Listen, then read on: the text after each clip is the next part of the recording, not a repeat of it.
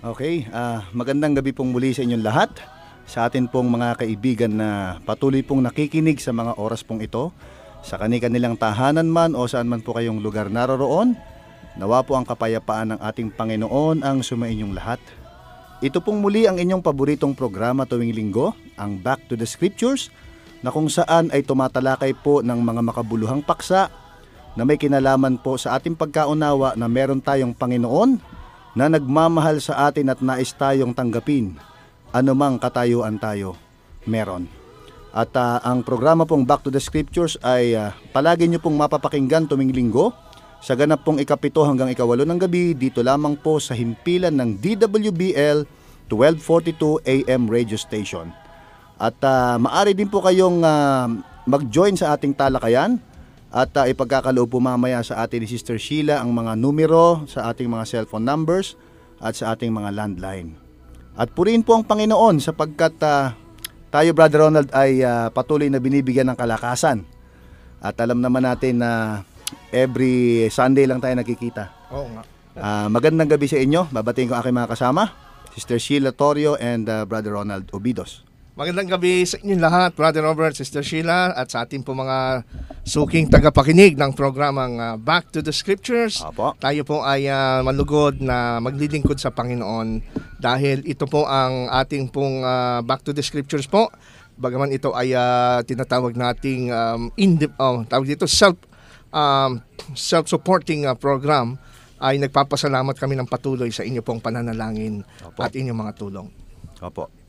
Kaya mga kaibigan, tayo po ay matamang makinig. Huwag na po kayong maglilipat pa ng istasyon sapagkat tayo po ay muling tatalakay. Actually, ito po ay part 2. Doon po sa mga nakinig nung nakaraang linggo, doon po sa title na Did Jesus Survive the Crucifixion? So ito po ay ipagpapatuloy po natin na ating pong bibigyang diin at linaw ang katotohanan ng ating Panginoon ay talagang namatay sapagkat inihandog niya ang kanyang buhay para tayo pong mga nagkasala ay muli pong maibalik sa kanyang piling. Yes. Kaya kayo po ay matamang manalangin sa inyong lugar kung saan man po kayo naroroon. At syempre po, hindi tayo magpapatuloy ng wala pong gabay ng ating Panginoon sa pamamagitan po ng panalangin ni Brother Ronald. Tayo pong manalangin. Dakila naming Diyos na makapangyarihan sa lahat. Salamat ng muli sa panibagong oras at araw na lakas na inyo pong binigay sa amin sa Back to the Scriptures na ito po ay amin pong ginagamit para magtaas ng inyong katotohanan at ng inyong pangalan. Hinihingi namin ang inyong patnubay, bigyan kami ng karunungan sa pamamagitan ng banal na Espiritu na amin pong mailahad ang katotohanan ng kalagahan kung bakit kailangan mamatay ang inyong anak sa krus ng Kalbaryo. Ito pong lahat ay aming dalangin sa pangalan ni Jesus. Amen. Amen. Okay. So, Brother Ronald, ipagpapatuloy natin yung medyo napaka-magandang tinatalakay natin sapagkat alam kong medyo nabitin ng konti yung ating mga tagapakinig. At marami pa tayong ilalahad na ito po ay patutunayan ng banal na kasulatan na talagang ang ating Panginoon ay nakatakdang ialay para sa ating katubusan. Sa gabing ito ay itutuloy natin. Ito actually ay part 2, no? Part 2. Ng ating dinidiscuss last week ay atin pong pinag-aralan. Kinikriticize po natin constructively ang paniwala ng mga kaibigan natin sa Islam na ayon daw sa kanilang Quran ay si Jesus Christ ay hindi daw namatay sa krus. Ayon sa Surah 4:157 ng kanilang Quran. Pero atin po na-discovery mula mismo sa kanilang mga scholars ng Muslim na sila po ay nakita natin hindi rin nagkakaisa sa kanilang interpretation dito at mayroong mga iba't ibang mga teorya na atin na rin pong nasagot last time. Kaya po sa pagkakataong ito ay atin naman pong ilalahad ang part 2 na katunayan ng ating Panginoong Kristo ay namatay po sa krus at siya po ay talagang hindi nag-survive sa krus dahil atin pong iisa-isahin mula sa banal na kasulatan ang mga ilang mga matitibay na ebidensya kasama na po ng medisina at siyensya at ng history kung paano po isinagawa ang crucifixion. Actually, Brother Robert, ang crucifixion pala, ito ay inintroduce ni Alexander the Great sa Mediterranean world, no? Nung nag-iumpisang kumalat yung tinatawag nating Hellenismo, no? At ito po ay naging popular na maging capital punishment sa Egypt at sa lugar ng Carthage, no? Sa Africa. At dumating ang time na ang mga Romans, no, yung Rome ay natutunan nila itong practice na ito doon sa mga Carthaginians. Kaya po ito ay kanilang inadapt Inadapt nila. na maging capital punishment. At ayon nga sa ilang mga Roman commentators kagaya po ni Cicero, itong crucifixion ay tinatawag the most cruel and hideous of all tortures. Matindi talaga. Pinakamalupit at pinakamasakit na pagpapahirap. Sabi naman ng isang historian na si Will Durant, even the Romans pitied the victims. Kahit na yung mismong mga Roman soldiers na nagsasagawa ng crucifixions ay naaawa doon sa biktima. Parang nangangayaw din sila sa Oo, nakikita pero nila. kailangan nilang gawin yon bilang mga employed na sundalo. At mismo si Flavius Josephus na historian na nakasaksi ng pag-destruction ng Jerusalem noong 70 AD, na siya po ang advisor ni General Titus na naggiba ng Jerusalem. Ang sabi niya, the crucifixion is the most wretched death. Ito yung pinakamabigat, pinakamatindi at kahiyahiyang klase ng kamatayan. Oo. Kaya dahil sa bagay na ito ay ating iuugnay yung ulat ng Biblia na meron tayong ilang mga puntos na i-share sa ating mga kaibigan, lalo na yung mga skeptics, no? At particularly sa mga kapatid natin kaibigan ng mga Muslim na alam ko nakikinig ngayon sa mga oras na ito. Sana po ay buksan niyo po ang inyong isip at atin pong pag-aralan objectively kung ano talaga ang sinasabi ng ebidensya, particularly sa Bible, no? At gaya ng binasa natin sa Surat 10:94 dati, ang Quran ay nagsasabi na kung meron kayong doubt doon sa natutunan yung kaalaman o aral, ay kayo ay bumalik doon sa mga naunang kasulatan, which is the Torah and the Ebanghelyo o yung Injil na tinatawag sa Arabic, na ito po naman ay makikita natin sa Biblia. Tama Okay, yun. number one, Brother Robert, bakit tayo naniniwala na si Jesus Christ actually died on the cross? Unang-una kasi meron nagsasabi na hindi nga daw siya namatay, siya po ay siya daw ay nadroga. Yung pinagsamang myrrh, 'di ba merong account sa aklat ng Gospels, particularly for example dito sa Mark chapter 15 verse 23, na binigyan daw siya ng alak na may halo na mira. Sabi sa Marcos 15:23, kung atin pong babasahin, at siya'y binigyan nila ng alak na hinaluan ng mira. Ngunit hindi niya tinanggap iyon. Hindi naman niya tinanggap. Hindi naman. Kaya hindi ho siya nag-hallucinate that time. In fact, ang kanyang tinanggap, sabi sa 36, verse 36, yung tinatawag na suka na sinawsaw sa isang espongha sa pamamagitan ng isang tungkod, yun ang pinainom. Pero hindi niya rin ininom yun. Tumikim siya ron kasi para ma-fresh Mabasa. ma-fresh, mabasa yung kanyang natuyong lalamunan. Hindi yung alak ang kanyang tinikman. So makikita natin dito yung agony ng isang tao na masasabi natin na nahirapan talaga pagdating sa crucifixion. So walang ebidensya na si Jesus Christ ay nag-hallucinate, na himatay dahil sa nalasing o droga.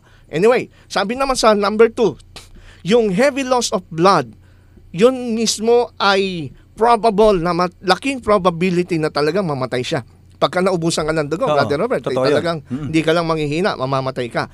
Meron bang indication sa New Testament at sa account ng Gospel na talagang siya ay mismong maraming dugo ang mawawala sa kanya? Napakarami po.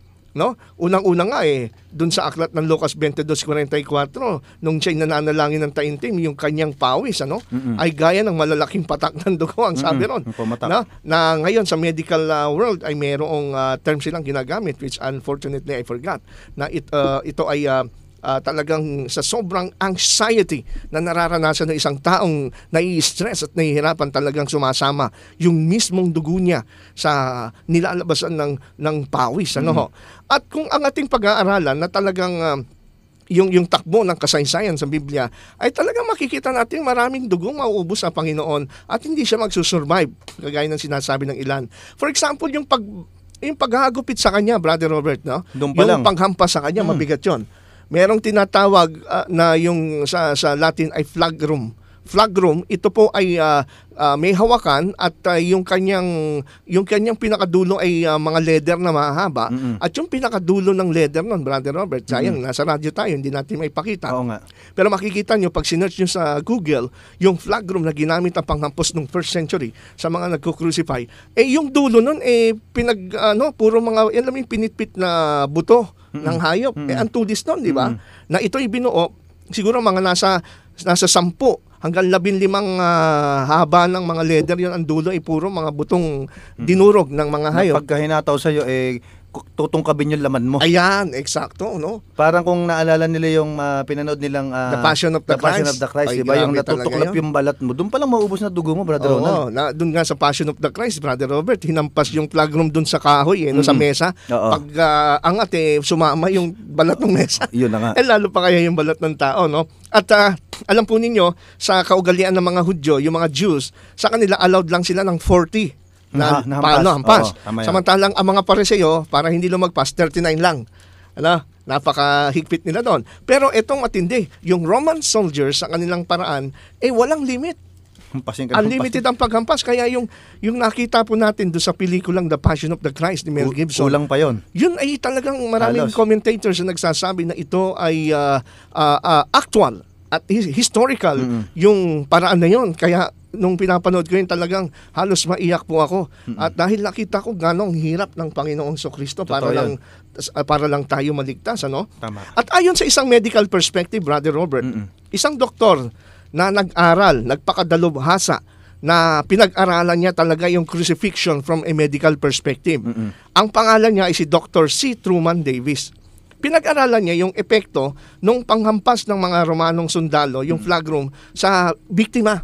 Ang sabi niya dun sa book na The Crucifixion of Jesus, ayon sa Arizona Medicine, noong March 1965, sa page 185, itong sinasabi po, and I quote, "The heavy whip is brought down with full force again and again across a person's shoulders, back, and legs." Pataas, pala, mula shoulder hanggang baba. Grabe. At first, the heavy thongs cut through the skin only. Siyempre, yung unang hampas, dun lang sa first sa balat.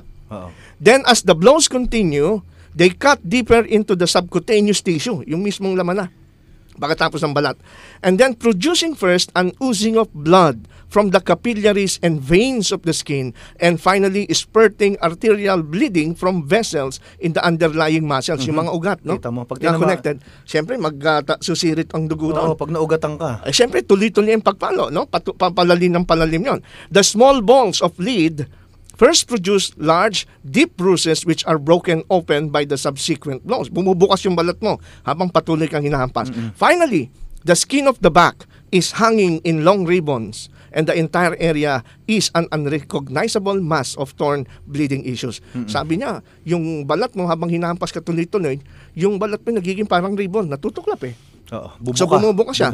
And finally, the skin of the back is hanging in long ribbon. Nakabitin siya na parang ribbon. When it is determined by the centurion in charge that the prisoner is near death, the beating is finally stopped. Pagka nararamdaman nilang mamamatay. Kasi may mga commentators and scholars na nagsasabi, mismo doon sa paghakubit, namamatay na iba. Pwede kang mamatay doon. Kaya nga, di ba sabi sa ibang sa commentary din, nagtataka sila na bakit itong si Kristo ang tagal mamatay. Doon isa pang manifestation na hindi siya pangkaraniwan tao.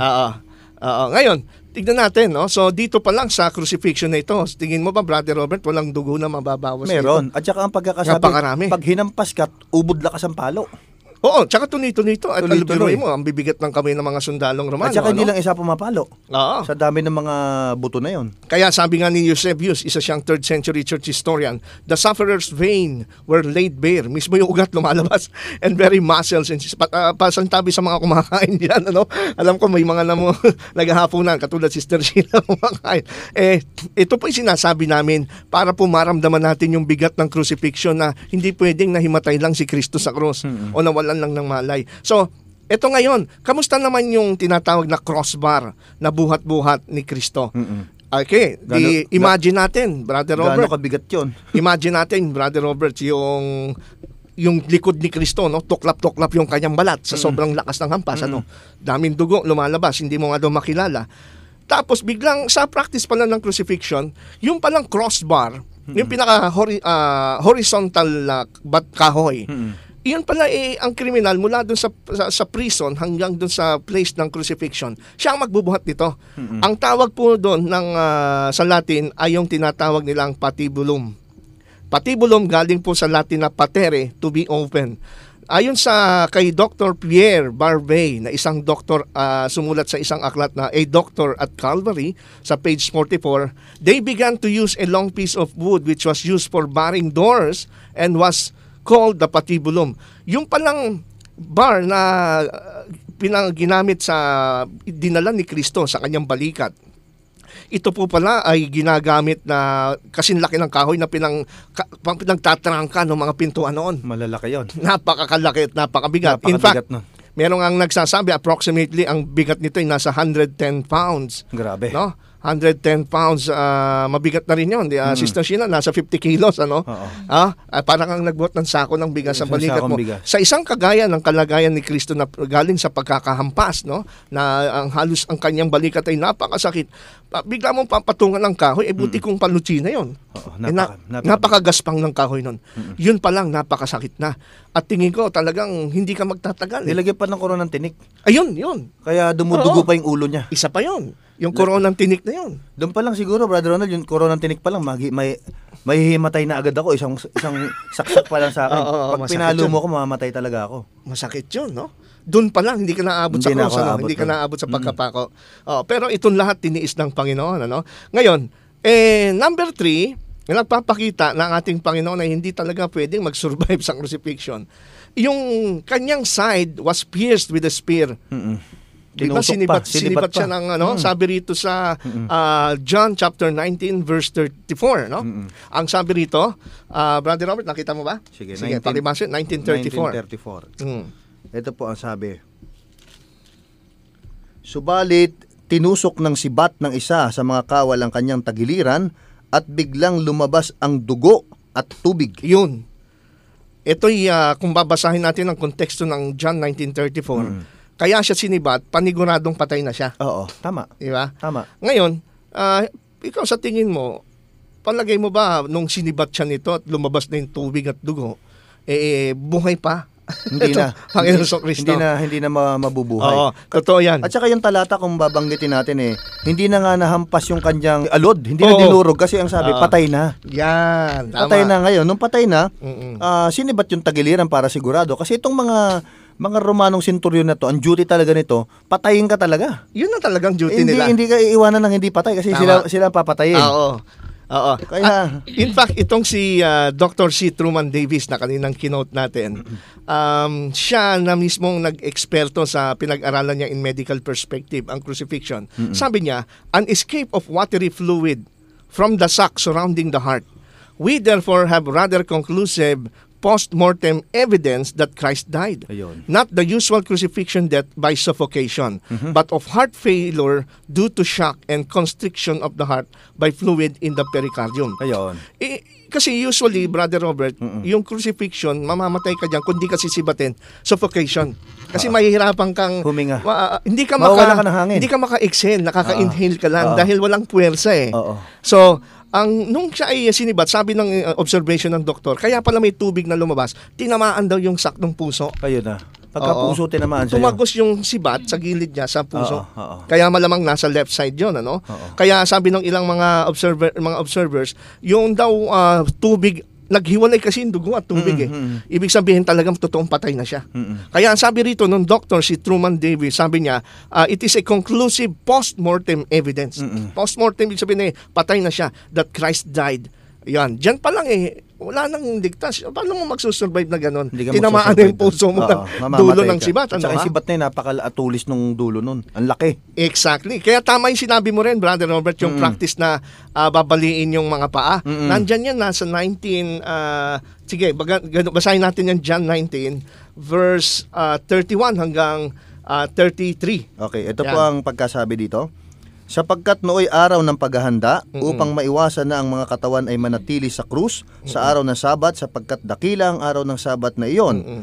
Hiniling ng mga Hudyo kay Pilato na baliin ang kanilang mga binti at sila'y alisin doon. Kasi magsasabat na.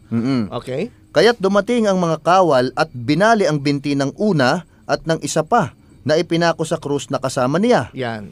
Ngunit nang dumating sila kay Jesus at makitang patay na, ay hindi na nila binali ang kanyang mga binti. At para panigurado sa verse 34. Subalit, tinusok ng sibat ng isa sa mga kawal ang kanyang tagiliran at biglang lumabas ang dugo at tubig. Ayun. Yun. So talagang Patay na, sinigurado. pinatay pa. Tinusok pa. Para At the sigurado. fact na naghiwala yung dugo sa tubig is make sure na talagang patay na siya, wala nang buhay nung time na siya sinibat. Tama. Pansinin natin, pinalo yung binali yung binti nung una at nung ikalawa kasi may kasama siyang dalawa. Oo, yung dalawa. Ngayon, nung sila ay, alam ko, kaya pinalo kasi buhay pa sila. Kasi magsasabat na, lulubog na yung araw, bawal sa kaugalian ng mga Hudyo noon na maabutang mamatay ng sabat. Ayaw nilang gumawa eh. Kaya para, siguro nakita, naghihingalo pa itong dalawa, binali na yung paa. Kasi Binira na. sabi ng observation, sabi rito ni Dr. Truman Davis, no? Kaya pala binabali yung paa. Sabi rito, kasi itong paa na ito ang nagpupus sa biktima ng crucifixion para maka-inhale at exhale siya. Oo. Yun yung No? lakas na natitira. Yun ang lakas. Pinulo yun pa. So wala nang Ang sakit nagtutulak. nun. Masuhin yung alulod mo. Oo. Mamamatay ka talaga Hindi nun. mamamatay ka na by Mamamatay ka. suffocation. Kaya itong dalawa na kasama ng Panginoon ay by suffocation namatay ito. No? At lalo na yung sakit nung binti na binali. Masakit Pero yun. si Kristo hindi na binali dahil ang sabi, nung dumating sila kay Jesus sa verse 33 Patay at na. nakitang patay na, hindi na binali yung binti. Patay na eh. So paano natin babaguhin yung istorya ngayon? Tama yun. Na hindi namatay ang ating At saka Panginoong kapatid na Kristo. Ronald, Mm-mm. yung mga Hudyo, yung Yan. mga Sanhedrin na talagang eager na mapatay si Kristo, hindi sila papayag na ibaba mo si Kristo ng buhay. Yun. Papatayin talaga. Oo. Hindi papayag. Tsaka si Pilato mismo nag-ask siya ng assurance, di ba? Mababasa natin yan dito, Brother Robert. Pakibuksan natin sa Marcos 15, 44 hanggang 45 sa aklat ng Marcos. Okay. 15, 44. chapter 15, verse 44-45. Okay, ito po ang sabi dito. Mm-mm. At nagtaka si Pilato na siya'y patay na. Mm-mm. Ipinatawag niya ang senturyon at itinanong niya sa kanya kung patay na nga siya. Mm-mm. Nang malaman niya sa senturyon, ipinagkaloob niya ang bangkay kay Jose. Mm-mm. Ayun. Ayun. So mismo si Pontius Pilate ay satisfied din. yes. Oo, kasi Sinigurado niya muna, tinanong, kapatid na Ronald, patay na nga ba? actually, sabi sa verse 44, nagtaka si Pilato. Kasi usually, Brother Robert, kagaya ng dalawang magnanakaw na katabi ni Kristo, buhay pa eh. So, Buhay sabihin, pa. mahaba ang buhay nila. Oo. Pero nagtaka si Pilato, ba't yung kay Kristo maikli ang buhay niya? Oo. In fact, ito yung sinasabi ng mga Muslim na patotoo nga baka nahimatay lang siya. Kasi bakit ang dali niyang namatay? Kaya si Pilato Hindi, nagtaka. ang sabi, patay na eh. Pero Hindi ang na sabi himatay. rito, para panigurado, nagpatawag si Pilato ng Centurion. centurion. Mm-mm. Ang centurion, ito'y well-trained at eksperto sa pagpaparusa. Mamamatay tao to eh. Oo, alam niya kung patay na o Alam hindi. nila. At ang sabi, tinanong sa kanya kung patay na nga siya. Oo. At nang nalaman na niya sa centurion na patay, Tsaka palang niya ibinigay. binigay. Yun. Oo, kaya sino kaya yung magsasabi na galing sa Saudi Arabia na 300 kilometers ang layo at 600 years ang agwat na magsasabi wala naman siya doon na hindi daw namatay si Kristo. Kaya nga. Samantalang yung centurion mismo ay nagpatotoo Nandun. na siya ay Hindi ka, patay na. hindi ka kampi ni Kristo yun. Hindi ka kampi. At saka talagang gustong patayin siya. Oo, tama. Tapos si tama. Pilato. Oo. Si Pilato rin, sinigurado kung patay na. At yung mga Sanhedrin, tsaka yung mga Hudyo, hindi papayag na tanggalin mo sa krus na patayin. Kaya nga, ipako siya hanggang mamatay. Tama. Paano mabubuhay yun? Kaya nga sabi ni Dr. Paul L. Mayer, siya po ay professor of ancient history sa Western Michigan University. I quote, Romans were grimly efficient about crucifixions. Efficient, ibig sabihin ito ay kanilang Bihasa. kabisado at Bihasa. bihasa sila Oo, bihasa. when it comes to crucifixions. Victims did not escape with their lives. Tamo. So talagang walang makakatakas sa sobrang kabihasaan nila, no? Oo. Kaya imposible na masasabing magsasurvive siya sa mga dinanas. Totoo yun, yung kapatid. Kaparusahan. At ito pa, yung isang Oo. grupo pa ng mga Roman soldiers, yung mga tomb soldiers. Yan. Talagang binabantayan nila na yung patay hindi manakaw, pero alam nilang patay na yon. Oo, Binabantayan talaga nila yung patay. Tama ka Oo. dyan.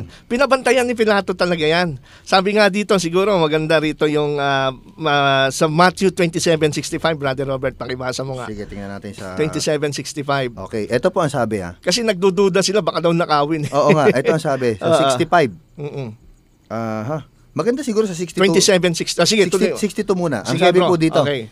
Kinabukasan, pagkatapos ng araw na paghahanda, ang mga pinunong pari at ang mga pariseyo ay nagpulong sa harapan ni Pilato Yan. na nagsasabi, Ginoo, natatandaan namin na sinabi ng mandarayang iyon nang nabubuhay pa siya. Ibig sabihin, patay na. Mismo yung mga Hudyo, alam nila. Oo. Patay siya. Pagkaraan ng 3 araw ay babangon akong muli. Kaya't ipag-utos mo na bantayan ang libingan hanggang sa 3 araw. Baka pumaroon ang kanyang mga alagad at siya'y nakawin Ayun. at sabihin sa mga tao, siya'y bumangon mula sa mga patay at magiging masahol pa ang huling pandaraya kaysa una. Sinabi ni Pilato sa kanila, mayroon kayong bantay. Humayo kayo, bantayan ninyo sa paraang alam ninyo. Kaya't sila'y pumaroon at iningatan nila ang libingan, tinatakan ang bato. Nakasama nila ang bantay. May tatak daw, Brother Ronald. Ano ba yun? Yung tatak na yun, Brother Robert, seal po yun, seal. Yun po ay yung wax na ginagamit na pagkakagaya ni Pilato, pagka ito ay sinelyohan at merong sign ng authority ng singsing ni Pilato, ibig sabihin walang sino man gagalaw, ito ay under the authority ng governor ng time na yun. Walang bubukas talaga. Walang magbubukas. Oo. Oo, yun yung tinatawag na seal doon. Kaya talagang sinelyohan, paniguradong walang gagalaw at walang At saka, mag-attempt na magnakaw. isipin mo, di may selyo na. 3 araw kang bugbog, patay. Hindi ka makakalabas talaga ng buhay doon. Wala pang hangin. Totoo yan. At ang totoo yan, sabihin na natin, no? Sabi kasi ng mga swan theory na himatay, nung nilagay sa libingan, nagising daw siya eh. Unang-una, yung ganong bugbog na katawan, tuklap-tuklap ang balat mo sa sobrang, tapos madaming dugo na Tapos 3 naumos. araw ka nandun. 3 araw ka Patay ka nandun. nun, Brother Ronald. Tapos Brother Robert, no? Sa practice kasi ng mga Hudyo, naglalagay sila ng 75 to 100 pounds ng spices. And in bandages sa katawan sa paglilinis. Kasi di ba yung mga babae bumalik sila after nung Sabat? Kaya nga, oo. Para Lagyan. kaso nawala na yung katawan niya nung Sunday, no? Wala na. So sabihin na natin na ang Panginoon Kristo ay mag-survive. Merong malaking balakid at question dito. Yung totoo tinatawag na malaking bato. Sabi sa Marcos 16:3 at 5. Sige, pakibasa mo. Okay. Marcos 16, Mark chapter 16 verse 3 and 4. Okay, ito po ang sabi ha.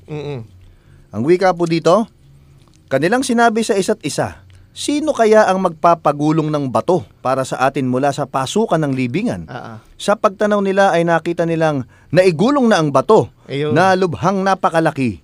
At pagpasok nila sa libingan, kanilang nakita ang isang binata na nakabihis ng isang damit na maputi, nakaupo sa gawing kanan at sila'y nagtaka. Yung bato daw ay lubhang Napakalaki. Alam nyo, inestimate ng mga engineers ito. Ilan ba nagpapagulong nun para mapagulong nun? Ilang Ano tao? daw, kulang daw ang 20 na tao para ito'y pagulungin. Isipin mo. Yung batong bilog na ito, hinugis na bilog, yun ang pangharang dun sa puntod ng libingan. Isipin mo, At yun napakabigat. yung sinelyuhan, Brother Robert. Yun Sinelyohan ang pa. Malaki na, sinelyohan pa. Paanong si Kristo kung tao lang siya na binugbog, nakasurvive ng crucifixion? Oo. 3 days no?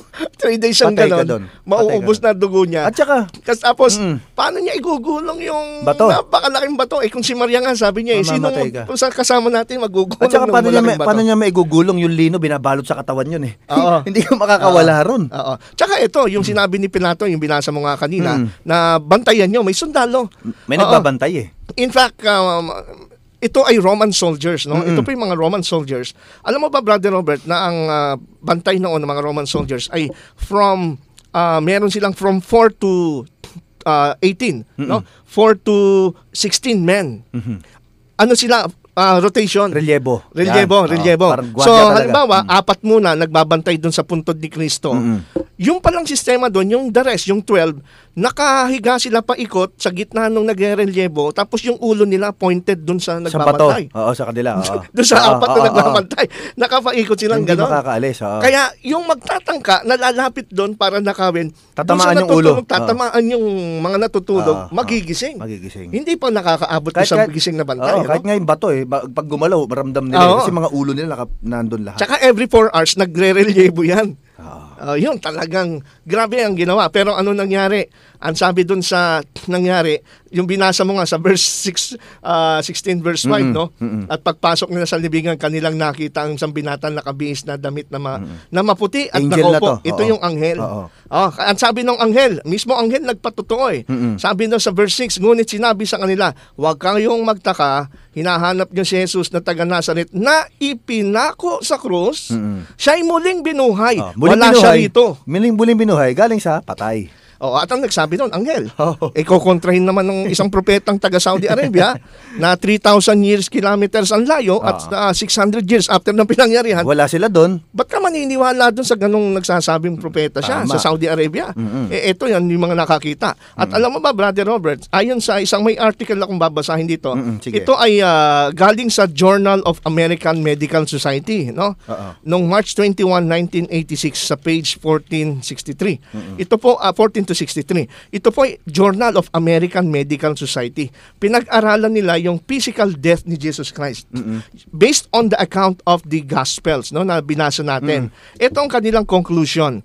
Clearly, the weight of historical and medical evidence indicate that Jesus was dead before the wound to his side was inflicted and supports the traditional view that the spear thrust between his right ribs probably perforated not only the right lung but also the pericardium and heart and thereby ensured his death. Ayun. Accordingly, interpretations based on the assumptions that Jesus did not die on the cross appear to be at odds with modern medical knowledge.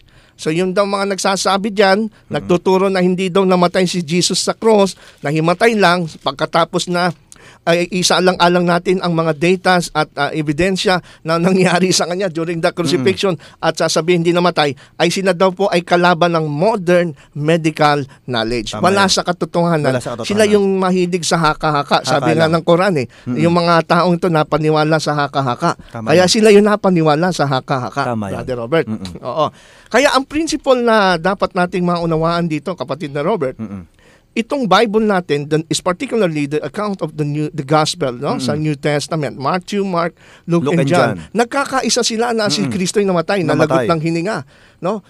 Hindi, wala silang kontrahan doon. At ang totoo niyan, ang accuracy ng ang New Testament na ito na nagpapatotoo mismong account at mismong nandoon mga eyewitnesses, ito'y sulat ng mga tao na buhay that time na sinulat nila bilang mga eyewitnesses o kaya mga participants, no, na ng event na ito. Kaya nga pagka binasa natin yung 1 Corinthians chapter 15 verse 3 at 8. Sige nga, kapatid na Robert, sabi kasi nila wala daw nakakita eh. Meron, nabanggit natin to nung last time, di ba? Sige, Ito ang pakibasa sabi natin dito. ulit. Ulitin natin, 15, ang verse ay 3. Yes, 3 hanggang 8. Okay, ang sabi dito, sapagkat ibinigay ko sa inyo una sa lahat ang akin ding tinanggap, na si Kristo ay namatay para sa ating mga kasalanan, Yan. ayon sa mga kasulatan. At siya'y inilibing at muling binuhay ng ikatlong araw ayon sa mga kasulatan. At siya'y nagpakita kay Cephas at pagkatapos ay sa 12. Pagkatapos ay nagpakita siyang minsanan sa mahigit na 500 kapatid na ang karamihan sa mga ito ay buhay pa hanggang ngayon. Bagaman ang mga iba'y namatay na. Pagkatapos ay nagpakita siya kay Santiago, pagkatapos ay sa lahat ng mga apostol at sa katapos-tapusan tulad sa isang ipinanganak ng wala sa panahon ay nagpakita rin siya sa akin. Kung si Kristo yung nag-survive sa crucifixion, puro sugat yan, bugbog yan. No, mas matindi yung mga black ayan tinan mo niyan kaysa dun sa isang artistang kay Bong Navarro, no? Oo. Matindi to. Oo. Tapos ito ngayon ang ulat ng Corintong binasa mo. Nagpakita siya sa marami, sa 500 katao. Oo. Sa tingin mo, kung ito'y totoong si Kristo ay hindi nabuhay muli sa patay, siyempre nandun pa yung sugat niya at bugbog. Tapos sasabihin niya, ako'y binuhay.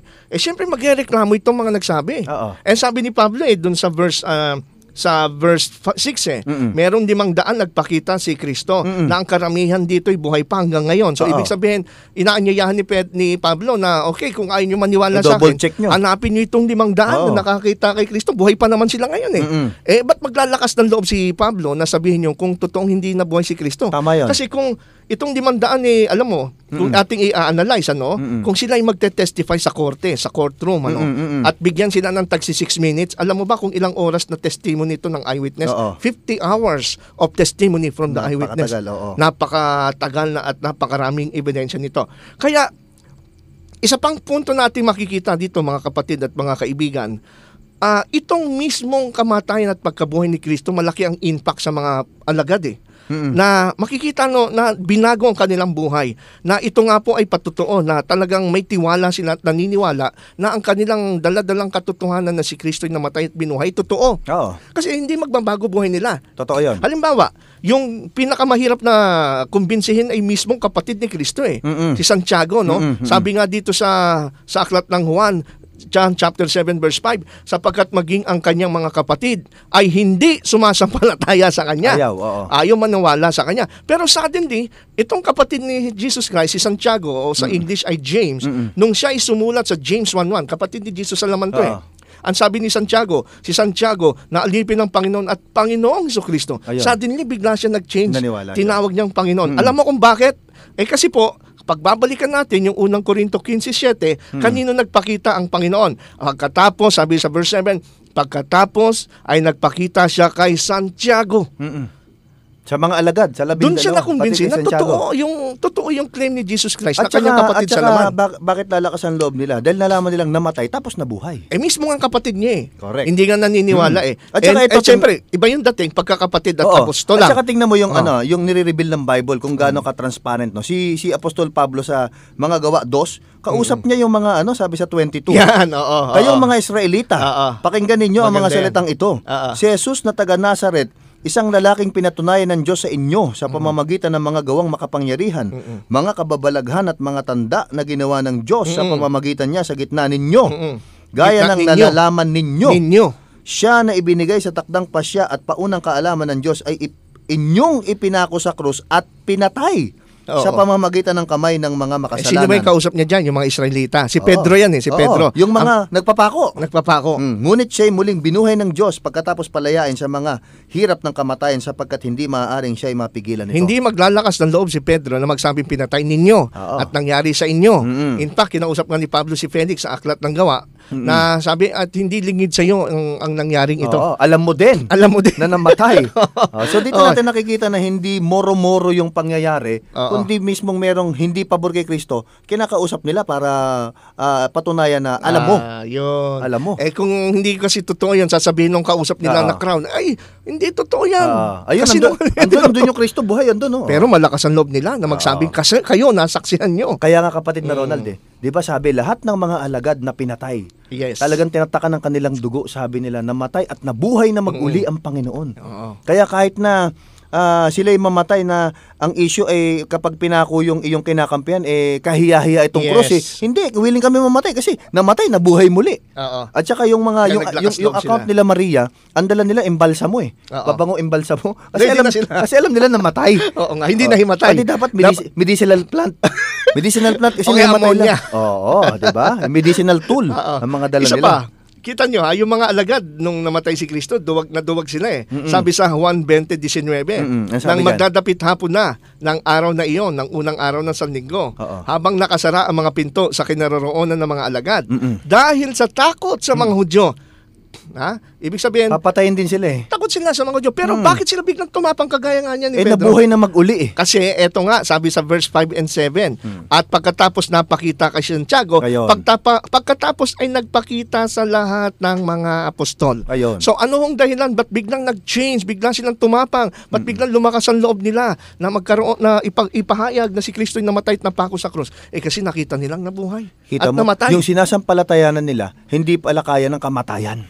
Bagaman totoong namatay. Kahit ako, makita ko yung sinasampalatayan ako, hindi pala kayang pagharian ng kamatayan to, matapang ako. Kahit mamatay ako, bubuhayin ako nitong sinasampalatayanan ko. Kaya nga, sabi kahit si Pablo sabi niya, at sa katapos-tapusan, sabi sa verse 8, tulad sa isang pinanganak ng wala pang panahon ay nagpakita rin siya sa akin. Kaya nga si Pablo, di ba, kaaway ng Christianity. Kaaway siya, kaya nga siya pumupunta para patayin dami nga niyang pinatay naniniwala kay Kristo. Si Esteban, siya rin na nagpapatay. Pero bakit suddenly si Pablo maging tagasunod at naging Kristiyano? Nagpakita sa kanya nabuhay nabuhay uli eh. Nabuhay ang Panginoon eh. Yun yung malaking bahagi Patotoo ng yun. kabuuan ng pinatunayan na ang ating Panginoon ay Diyos. Kaya nga si Robert Grant, no, isang professor to, sabi niya, the origin of Christianity is almost incomprehensible unless such an event took place. Hindi mo raw halos maipaliwanag, yung maunawaan ang origin kung bakit kumalat at lumaki ang Christianity.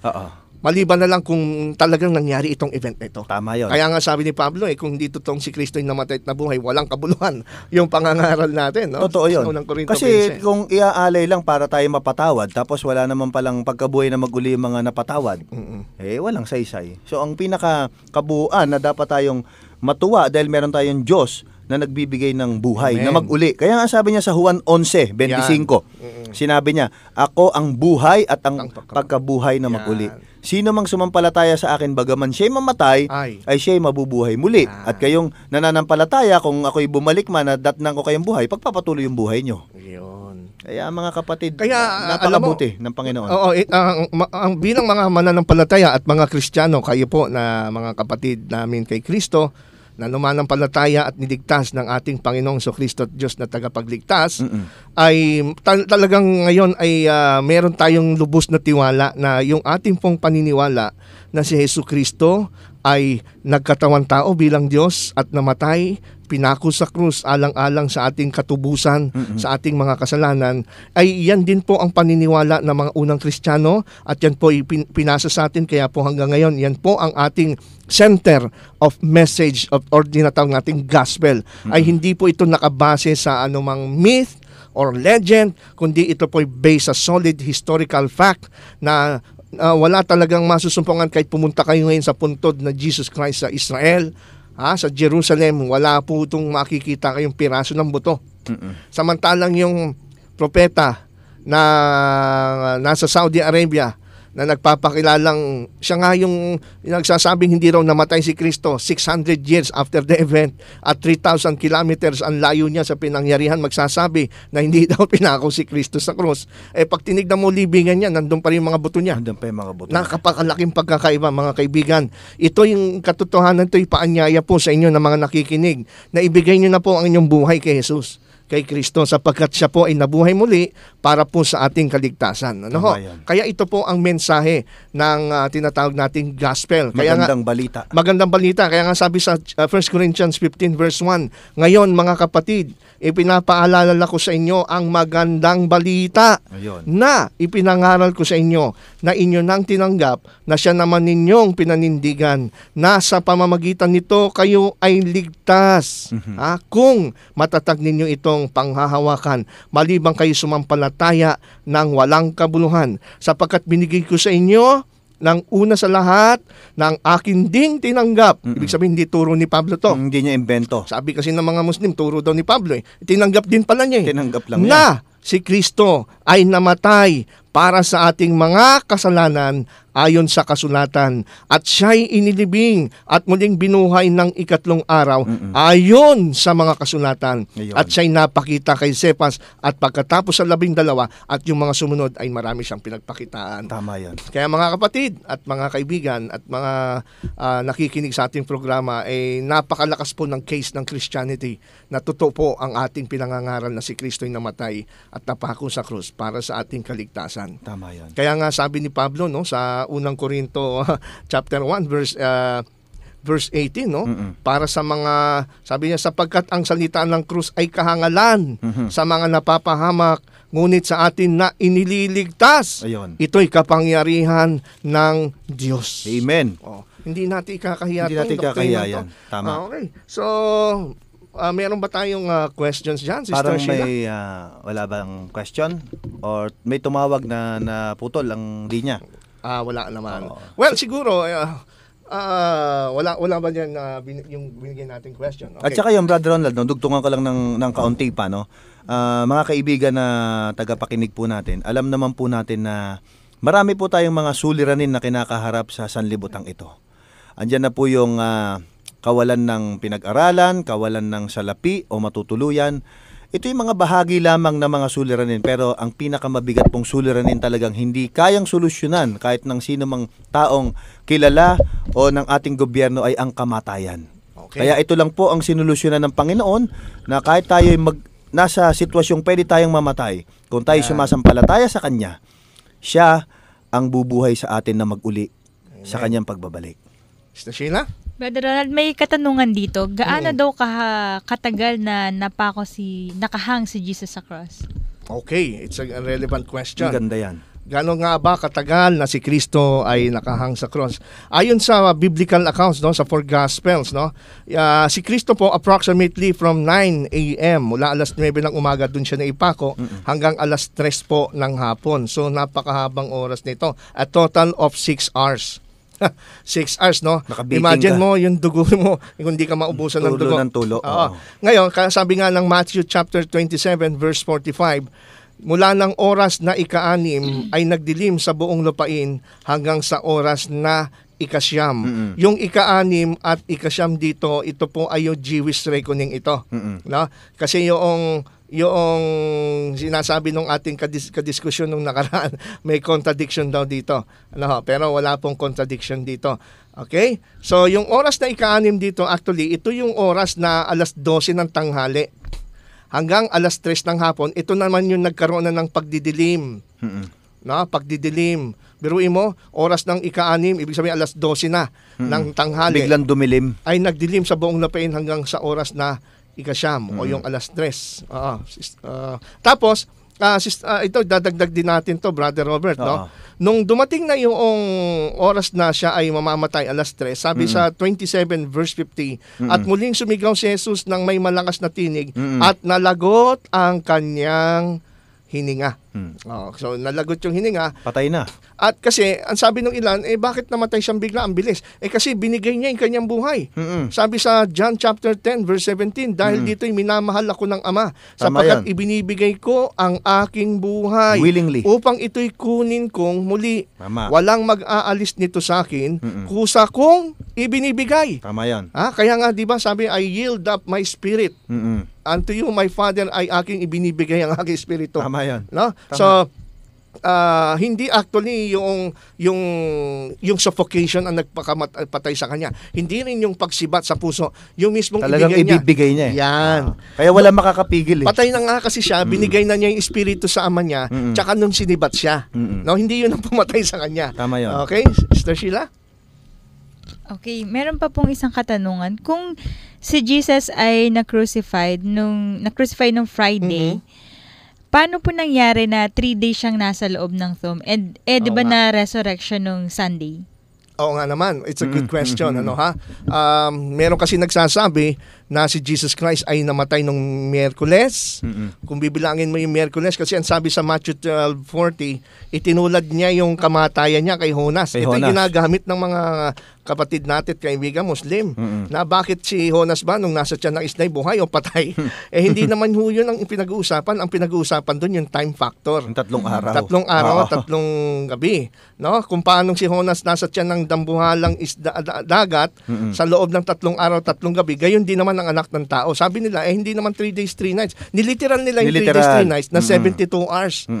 Pero alam po ninyo, mga kapatid, mga kaibigan, sundin po natin yung tinatawag na Jewish reckoning o yung tinatawag na inclusive reckoning. Sa inclusive reckoning po kasi, mga kapatid, no, na mga Kristiyano, okay, naniniwala dyan ng mga Kristiyano na si Kristo ay namatay ng Miyerkules, hindi Biyernes, ang sinusunod po ninyo yung Roman reckoning o German tuloy, Gentile reckoning.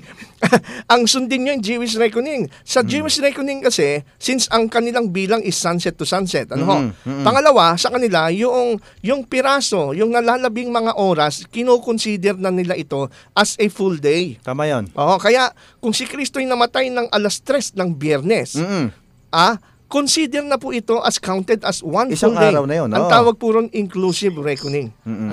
Kaya si Jesus Christ, nung hapon na siya ay namatay, yun ang day 1, counted as day 1. At nanatili siya sa tomb nung gabi ng Friday at nung buong Sabado, day 2. At pagkatapos nung Sunday ng umaga, nabuhay siya sa patay ng umaga. counted na yon as full day. Hindi mo na kailangan tapusin yung buong araw na 24 kasi hours ng yung Sunday. sunset pa nga lang ng Saturday, bilang na yun eh. Yes. Counted na po yun. Inclusive reckoning ang tawag doon. Kaya nga nagtataka ako doon sa mga nakakausap ko mga Muslim, na kapatid daw nila yung mga Hudyo. Ba't di nila Dahil alam yung yung oras? Arabic, ba't di nyo alam yung reckoning? Dapat alam nila yung reckoning. Dapat alam nyo yan.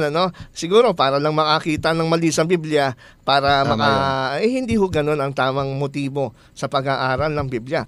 At saka mismo, ang Panginoon mismo nagsabi sa kanyang sarili dito sa Juan 2:19, sinagot sila ni Jesus, gibain ninyo ang templong ito at aking itatayo sa loob ng 3 araw. Yes. Pag sinabi niyang 3 araw yun.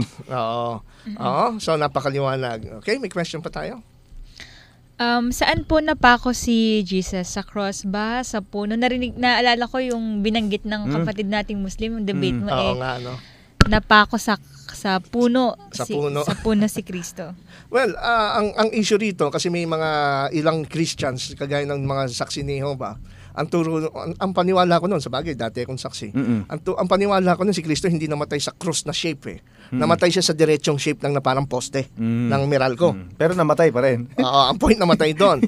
Ngayon, ano bang nasa Bible? Siya ba ay namatay sa isang cross, isang diretsong poste o yung crossbeam? Biblically speaking, si Kristo po ay namatay ng tinatawag nating may crossbeam. Paano ho natin nalaman? Basahin po natin sa John chapter 20 verse 25. Ito po mismo sabi ng Biblia. Nung si Kristo ay magpapakita sa mga alagad, kinonfronta niya itong ni Tomas.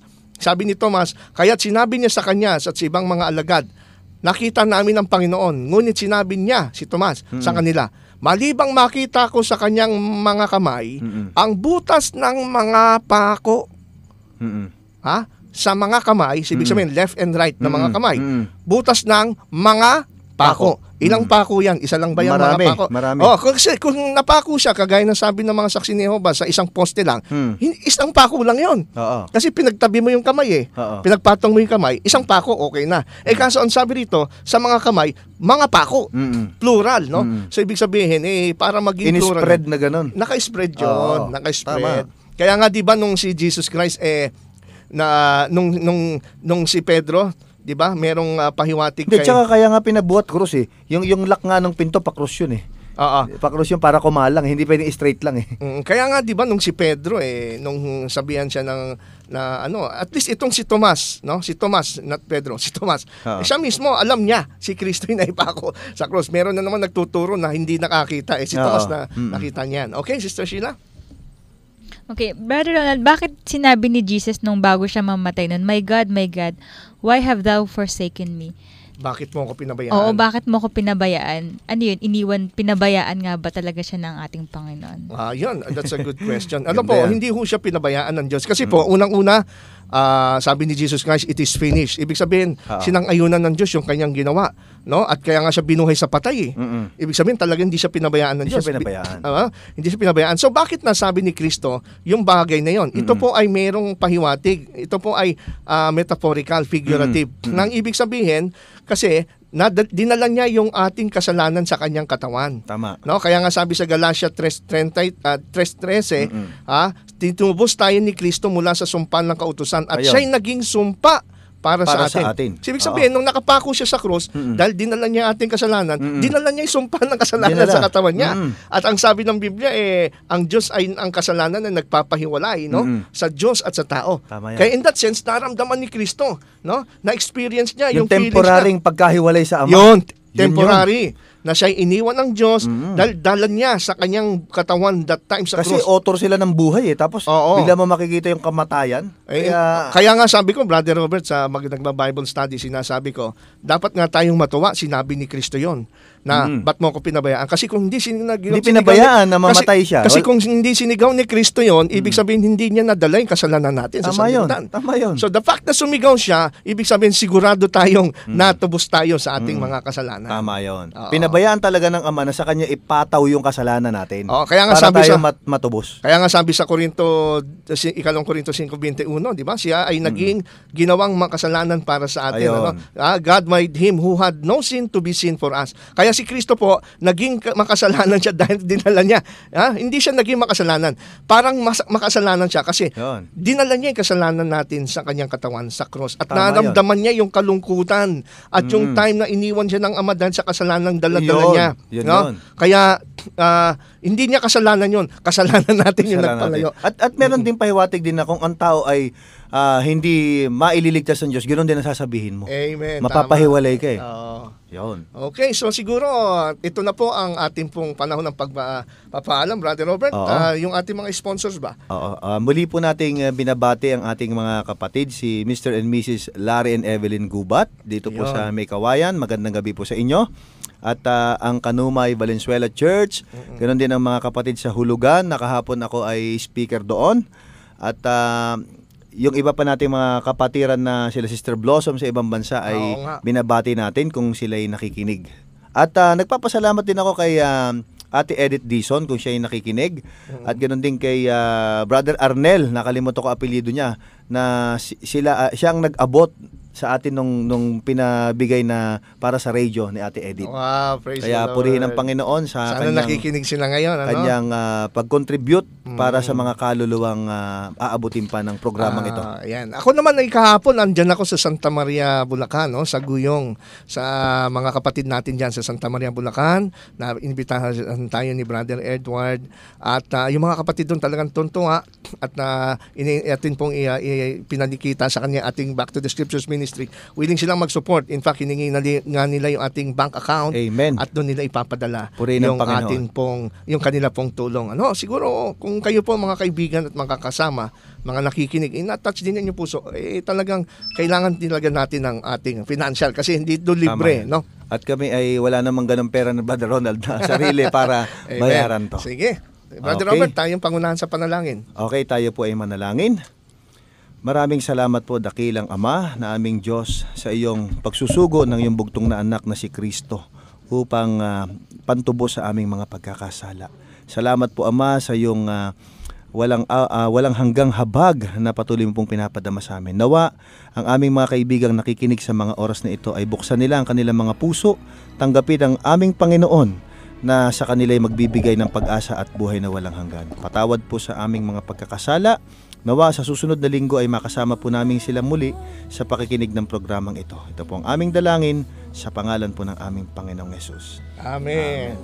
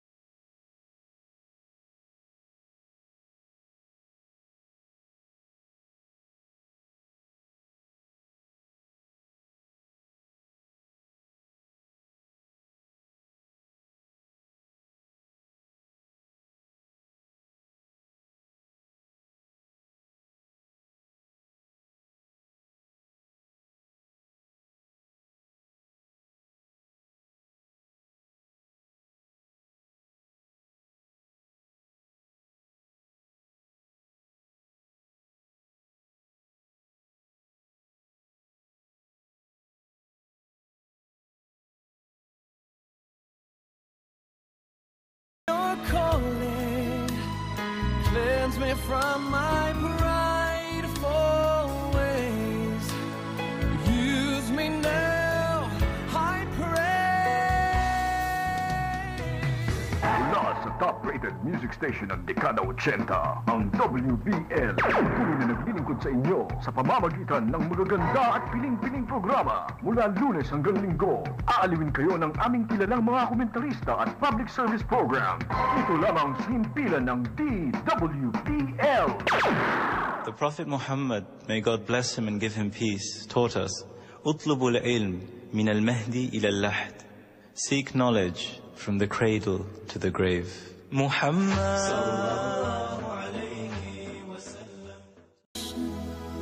I kneel before your throne. In brokenness I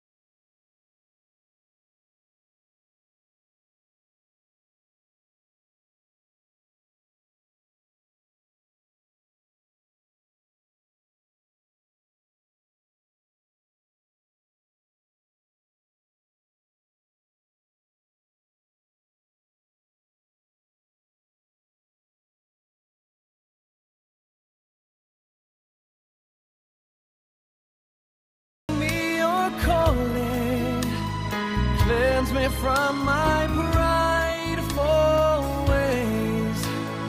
Use me now, I pray. Breathe on me, power of God, come in and change me. Okay, magandang gabi pong muli sa inyong lahat. Sa atin pong mga kaibigan na patuloy pong nakikinig sa mga oras pong ito, sa kanilang tahanan man o saan man po kayong lugar naroroon, nawa po ang kapayapaan ng ating Panginoon ang sumainyong lahat. Ito pong muli ang inyong paboritong programa tuwing linggo, ang Back to the Scriptures, na kung saan ay tumatalakay po ng mga makabuluhang paksa na may kinalaman po sa ating pagkaunawa na meron tayong Panginoon na nagmamahal sa atin at nais tayong tanggapin. Anumang katayuan tayo, meron. At ang programa pong Back to the Scriptures ay palagi nyo pong mapapakinggan tuwing linggo sa ganap pong 7 hanggang 8 ng gabi dito lamang po sa himpilan ng DWBL 1242 AM radio station. At maaari din po kayong mag-join sa ating talakayan at ipagkakaloob po mamaya sa atin ni Sister Sheila ang mga numero sa ating mga cellphone numbers at sa ating mga landline. At purihin po ang Panginoon sapagkat tayo, Brother Ronald, ay patuloy na binibigyan ng kalakasan. At alam naman natin na every Sunday lang tayo nakikita. Oo nga. Magandang gabi sa inyo. Babatiin ko aking mga kasama, Sister Sheila Torio and Brother Ronald Obidos. Magandang gabi sa inyong lahat, Brother Robert, Sister Sheila, at sa ating po mga suking tagapakinig ng programang Back to the Scriptures. Apo. Tayo po ay malugod na maglilingkod sa Panginoon dahil ito po ang ating pong Back to the Scriptures po. Bagaman ito ay tinatawag nating tawag dito self-supporting program, ay nagpapasalamat kami ng patuloy sa inyo pong pananalangin. Apo. At inyong mga tulong. Opo. Kaya mga kaibigan, tayo po ay matamang makinig. Huwag na po kayong maglilipat pa ng istasyon sapagkat tayo po ay muling tatalakay. Actually, ito po ay part 2. Doon po sa mga nakinig nung nakaraan linggo, doon po sa title na Did Jesus Survive the Crucifixion? So ito po ay ipagpapatuloy po natin na ating pong bibigyang diin at linaw ang katotohanan ng ating Panginoon ay talagang namatay sapagkat inihandog niya ang kanyang buhay para tayo pong mga nagkasala ay muli pong maibalik sa kanyang piling. Yes. Kaya kayo po ay matamang manalangin sa inyong lugar kung saan man po kayo naroroon. At syempre po, hindi tayo magpapatuloy ng wala pong gabay ng ating Panginoon sa pamamagitan po ng panalangin ni Brother Ronald. Tayo pong manalangin. Dakila naming Diyos na makapangyarihan sa lahat. Salamat ng muli sa panibagong oras at araw na lakas na inyo pong binigay sa amin sa Back to the Scriptures na ito po ay amin pong ginagamit para magtaas ng inyong katotohanan at ng inyong pangalan. Hinihingi namin ang inyong patnubay Bigyan kami ng karunungan sa pamamagitan ng banal na Espiritu na amin pong mailahad ang katotohanan ng kalagahan kung bakit kailangan mamatay ang inyong anak sa krus ng Kalbaryo. Ito pong lahat ay aming dalangin sa pangalan ni Jesus. Amen. Amen. Okay. So, Brother Ronald, ipagpapatuloy natin yung medyo napaka-magandang tinatalakay natin sapagkat alam kong medyo nabitin ng konti ang ating mga tagapakinig. At marami pa tayong ilalahad na ito po ay patutunayan ng banal na kasulatan na talagang ang ating Panginoon ay nakatakdang ialay para sa ating katubusan. At sa gabing ito ay itutuloy natin. Ito actually ay part 2, no? Part 2. Ng ating dinidiscuss last week ay atin pong pinag-aralan. Kinikriticize po natin constructively ang paniwala ng mga kaibigan natin sa Islam na ayon daw sa kanilang Quran ay si Jesus Christ ay hindi daw namatay sa krus. Ayon sa Surah 4:157 ng kanilang Quran, pero atin po nadiskubre mula mismo sa kanilang mga scholars ng Muslim na sila po ay nakita natin hindi rin nagkakaisa sa kanilang interpretation dito at mayroong mga iba't ibang mga teorya na atin na rin pong nasagot last time. Kaya po sa pagkakataong ito ay atin naman pong ilalahad ang part 2 na katunayan ng ating Panginoong Kristo ay namatay po sa krus at siya po ay talagang hindi nag-survive sa krus dahil atin pong iisa-isahin mula sa banal na kasulatan ang ilang mga matitibay na ebidensya kasama na po ng medisina at siyensya at ng history kung paano po isinagawa ang crucifixion. Actually, Brother Robert, ang crucifixion pala, ito ay inintroduce ni Alexander the Great sa Mediterranean world, no? Nung nag-iumpisang kumalat yung tinatawag nating Hellenismo, no? At ito po ay naging popular na maging capital punishment sa Egypt at sa lugar ng Carthage, no? Sa Africa. At dumating ang time na ang mga Romans, no, yung Rome ay natutunan nila itong practice na ito doon sa mga taga-Carthaginians. Kaya po ito ay kanilang inadapt nila na maging capital punishment. At ayon nga sa ilang mga Roman commentators kagaya po ni Cicero, itong crucifixion ay tinatawag the most cruel and hideous of all tortures. Matindi talaga. Pinakamalupit at pinakamasakit na pagpapahirap. Sabi naman ng isang historian na si Will Durant, even the Romans pitied the victims. Kahit daw yung mismong mga Roman soldiers na nagsasagawa ng crucifixions ay naaawa doon sa biktima. Parang nangangayaw din sila sa nakikita pero nila. Kailangan nilang gawin yon bilang mga employed na sundalo at mismo si Flavius Josephus na historian na nakasaksi ng pag-destruction ng Jerusalem noong 70 AD na siya po ang advisor ni General Titus na naggiba ng Jerusalem. And sabi niya, the crucifixion is the most wretched death. Ito yung pinakamabigat, pinakamatindi at kahiyahiyang klase ng kamatayan. Oo. Kaya dahil sa bagay na ito ay ating iuugnay yung ulat ng Biblia na meron tayong ilang mga puntos na i-share sa ating mga kaibigan, lalo na yung mga skeptics, no? At particularly sa mga kapatid natin kaibigan ng mga Muslim na alam ko nakikinig ngayon sa mga oras na ito. Sana po ay buksan niyo po ang inyong isip at atin pong pag-aralan objectively kung ano talaga ang sinasabi ng ebidensya, particularly sa Bible, no?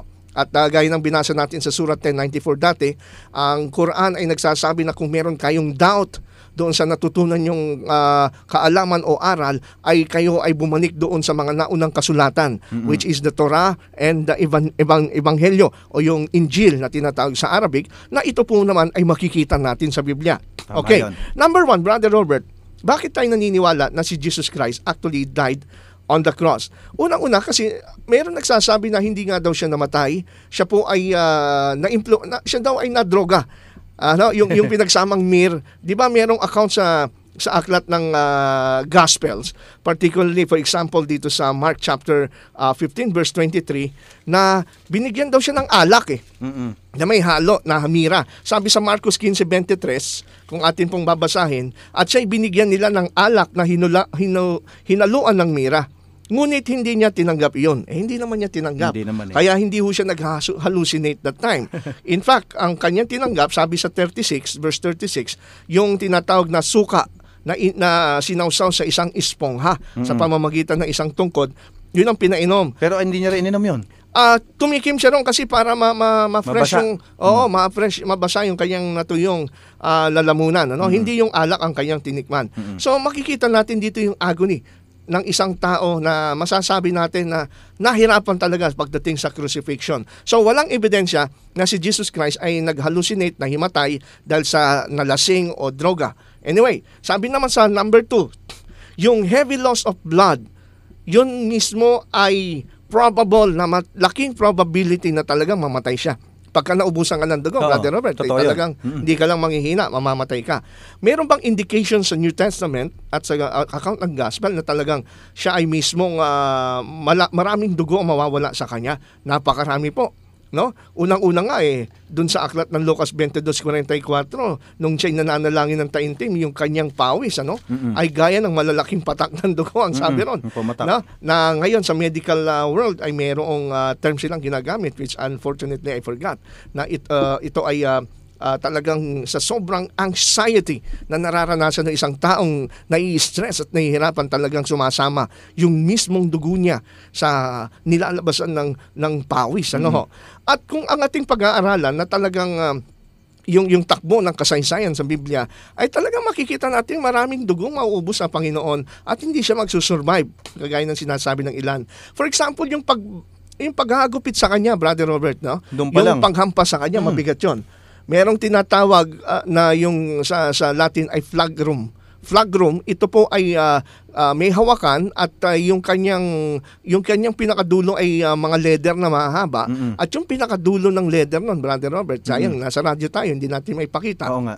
Pero makikita nyo, pag sinearch nyo sa Google, yung flagrum na ginamit ang panghampos ng 1st century sa mga nagko-crucify, yung dulo nun, puro mga, yan lang yung pinitpit na buto ng hayop. Ang tulis nun, di ba? Na ito'y binuo, siguro mga nasa 10 hanggang 15 haba ng mga leather, yun ang dulo ay puro mga butong dinurog ng mga hayop. Pagka hinataw sa'yo, tutungkabin yung laman mo. Ayan, eksakto, no? Parang kung naalala nila yung pinanood nilang The Passion of the Passion Christ. of the Christ, Ay, diba? Yung grabe talaga natutuklap yun. yung balat mo. Doon pa lang maubos na dugo mo, Brother Ronald. Doon nga sa Passion of the Christ, Brother Robert, hinampas yung flagrum doon sa kahoy, sa mesa. Oo. Pag angat, sumama yung balat ng mesa. Yun na nga. Lalo pa kaya yung balat ng tao, no? At alam po ninyo, sa kaugalian ng mga Hudyo, yung mga Jews, sa kanila allowed lang sila ng 40 na hampas. Oo, tama yan. Samantalang ang mga Pariseo, para hindi lumagpas, 39 lang. Napakahigpit nila doon. Pero itong matindi, yung Roman soldiers sa kanilang paraan, walang limit. Hampasin ka ng Unlimited ang paghampas. Kaya yung nakita po natin doon sa pelikulang The Passion of the Christ ni Mel Gibson, Kulang pa yon. yun ay talagang maraming Halos. commentators na nagsasabi na ito ay actual at historical yung paraan na yun. Kaya nung pinapanood ko yun, talagang halos maiyak po ako. At dahil nakita ko ganong hirap ng Panginoong Kristo para lang tayo maligtas, ano? Tama. At ayon sa isang medical perspective, Brother Robert, isang doktor na nag-aral, nagpakadalubhasa, na pinag-aralan niya talaga yung crucifixion from a medical perspective. Ang pangalan niya ay si Dr. C. Truman Davis. Pinag-aralan niya yung epekto nung panghampas ng mga Romanong sundalo, yung flagrum, sa biktima. Ang sabi niya dun sa book na The Crucifixion of Jesus, ayon sa Arizona Medicine, noong March 1965, sa page 185, itong sinasabi po, and I quote, "The heavy whip is brought down with full force again and again across a person's shoulders, back, and legs." Pataas, pala, mula shoulder hanggang baba. Grabe. At first, the heavy thongs cut through the skin only. Siyempre, yung unang hampas, dun lang sa First sa layer. balat. Oo. Then, as the blows continue, they cut deeper into the subcutaneous tissue, yung mismong laman na, pagkatapos ng balat. And then, producing first an oozing of blood from the capillaries and veins of the skin, and finally, spurting arterial bleeding from vessels in the underlying muscles, yung mga ugat, no? Kita mo, pag na tinama- connected. Siyempre, susirit ang dugo doon. Oo, pag naugatan ka. Siyempre, tuloy-tuloy ang pagpalo, no? Palalim ng palalim yon. The small balls of lead first produce large, deep bruises which are broken open by the subsequent blows. Bumubukas yung balat mo habang patuloy kang hinahampas. Finally, the skin of the back is hanging in long ribbons, and the entire area is an unrecognizable mass of torn, bleeding issues. Sabi niya, yung balat mo habang hinahampas ka tuloy-tuloy, yung balat mo nagiging parang ribbon, natutuklap eh. Oo, So bumubuka siya. Bubuka siya. And finally, the skin of the back is hanging in long ribbon. Nakabitin siya na parang ribbon. When it is determined by the centurion in charge that the prisoner is near death, the beating is finally stopped. Pagka nararamdaman nilang mamamatay. Mamamatay na. Kasi may mga commentators and scholars na nagsasabi, mismo doon sa paghagupit, namamatay na iba. Pwede kang mamatay doon. Hindi mo na nakayanan. Kaya nga 'di ba sabi sa ibang sa commentary din, nagtataka sila na bakit itong si Kristo ang tagal mamatay. Oo. Doon isa pang manifestation na hindi siya pangkaraniwang tao. Oo. Ngayon, tignan natin, no? So dito pa lang sa crucifixion na ito, tingin mo ba, Brother Robert, walang dugo na mababawas Meron. dito? At saka ang pagkakasabi, Napakarami. pag hinampas ka, ubod lakas ang palo. Oo, tsaka tuloy-tuloy ito. At Tuloy-tuloy. biruin mo, ang bibigat ng kamay ng mga sundalong Romano. At saka hindi ano? lang isa pumapalo. Oo. Sa dami ng mga buto na yon. Kaya sabi nga ni Eusebius, isa siyang 3rd century church historian, the sufferer's vein were laid bare. Mismo yung ugat lumalabas and very muscles and pasantabi sa mga kumakain dyan. Ano? Alam ko may mga naghahaponan, katulad Sister Sheila kumakain. Ito po yung sinasabi namin para po maramdaman natin yung bigat ng crucifixion na hindi pwedeng nahimatay lang si Kristo sa krus o nawalan lang ng malay. So, eto ngayon, kamusta naman yung tinatawag na crossbar na buhat-buhat ni Kristo? Okay, imagine natin, Brother Robert. Gaano kabigat yun? Imagine natin, Brother Robert, yung likod ni Kristo, no? Tuklap-tuklap yung kanyang balat sa sobrang lakas ng hampas, ano? Daming dugo lumalabas, hindi mo nga daw makilala. Tapos biglang sa practice pala ng crucifixion, yung palang crossbar, yung pinaka horizontal kahoy. Iyon pala ang kriminal mula dun sa prison hanggang dun sa place ng crucifixion. Siya ang magbubuhat nito. Ang tawag po doon sa Latin ay yung tinatawag nilang patibulum. Patibulum galing po sa Latin na patere, to be open. Ayon sa kay Dr. Pierre Barbey, na isang doktor, sumulat sa isang aklat na A Doctor at Calvary, sa page 44, they began to use a long piece of wood which was used for barring doors and was called the patibulum. Yung palang bar na ginamit sa dinala ni Kristo sa kanyang balikat, ito po pala ay ginagamit na kasing laki ng kahoy na pinagtatrangka ng mga pintuan noon. Malalaki yon. Napakakalaki at napakabigat. In fact, merong ang nagsasabi approximately ang bigat nito ay nasa 110 pounds. Grabe. No? 110 pounds, mabigat na rin yun. Sister Sheila, nasa 50 kilos, ano? Parang ang nagbuhat ng sako ng bigas sa balikat mo. Sa isang kagaya ng kalagayan ni Kristo na galing sa pagkakahampas, no? Na ang halos ang kanyang balikat ay napakasakit. Bigla mong papatungan ng kahoy, buti kung paluchi na yun. Napakagaspang ng kahoy nun. Yun pa lang, napakasakit na. At tingin ko talagang hindi ka magtatagal. Nilagyan pa ng koronang tinik. Ayun, yun. Kaya dumudugo pa yung ulo niya. Isa pa yun. Yung koronang tinik na yun. Doon pa lang siguro, Brother Ronald, yung koronang tinik pa lang, may himatay na agad ako. Isang saksak pa lang sa akin. Pag pinalo mo ako, mamamatay talaga ako. Masakit yun, no?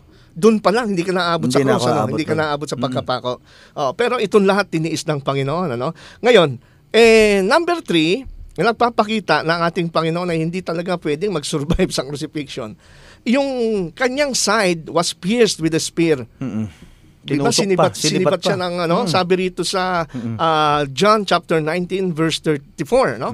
Ang sabi rito, Brother Robert, nakita mo ba? Sige, pakibasa 1934. Ito po ang sabi. Subalit tinusok ng sibat ng isa sa mga kawal ang kanyang tagiliran at biglang lumabas ang dugo at tubig. Yun. Ito'y kung babasahin natin ang konteksto ng John 1934, kaya siya sinibat, paniguradong patay na siya. Oo, tama. Diba? Tama. Ngayon, ikaw sa tingin mo, palagay mo ba nung sinibat siya nito at lumabas na yung tubig at dugo, buhay pa? Hindi na. Panginoon Kristo. Hindi na mabubuhay. Oo, totoo yan. At saka yung talata kung babanggitin natin hindi na nga nahampas yung kanyang alod, hindi na dinurog kasi ang sabi patay na. Yan, tama. Patay na ngayon. Nung patay na, sinibat yung tagiliran para sigurado kasi itong mga Romanong centurion na to, ang duty talaga nito, patayin ka talaga. Yun ang talagang duty nila. Hindi ka iiwanan ng hindi patay kasi sila papatayin. Oo. Oo. Kaya, In fact, itong si Dr. C. Truman Davis na kaninang keynote natin, siya na mismong nag-eksperto sa pinag-aralan niya in medical perspective, ang crucifixion. Sabi niya, an escape of watery fluid from the sac surrounding the heart. We therefore have rather conclusive post-mortem evidence that Christ died. Ayun. Not the usual crucifixion death by suffocation, but of heart failure due to shock and constriction of the heart by fluid in the pericardium. ayun. Kasi usually, Brother Robert, yung crucifixion, mamamatay ka dyan kung di ka sisibatin, suffocation. Kasi mahihirapan kang Huminga. hindi ka Mawawala ka ng hangin. hindi ka maka-exhale, nakaka-inhale ka lang Oo. dahil walang puwersa eh. Oo. So, nung siya ay sinibat, sabi ng observation ng doktor, kaya pala may tubig na lumabas, tinamaan daw yung sak ng puso. Ayun na. Pagka-puso tinamaan sa'yo. Tumagos yung sibat sa gilid niya sa puso. Oo. Kaya malamang nasa left side 'yon, ano? Oo. Kaya sabi ng ilang mga observers, yung daw tubig naghiwalay kasi yung dugo at tubig eh. Ibig sabihin talagang totoong patay na siya. Kaya ang sabi rito nung doctor si Truman Davis, sabi niya, it is a conclusive post-mortem evidence. Post-mortem, ibig sabihin patay na siya, that Christ died.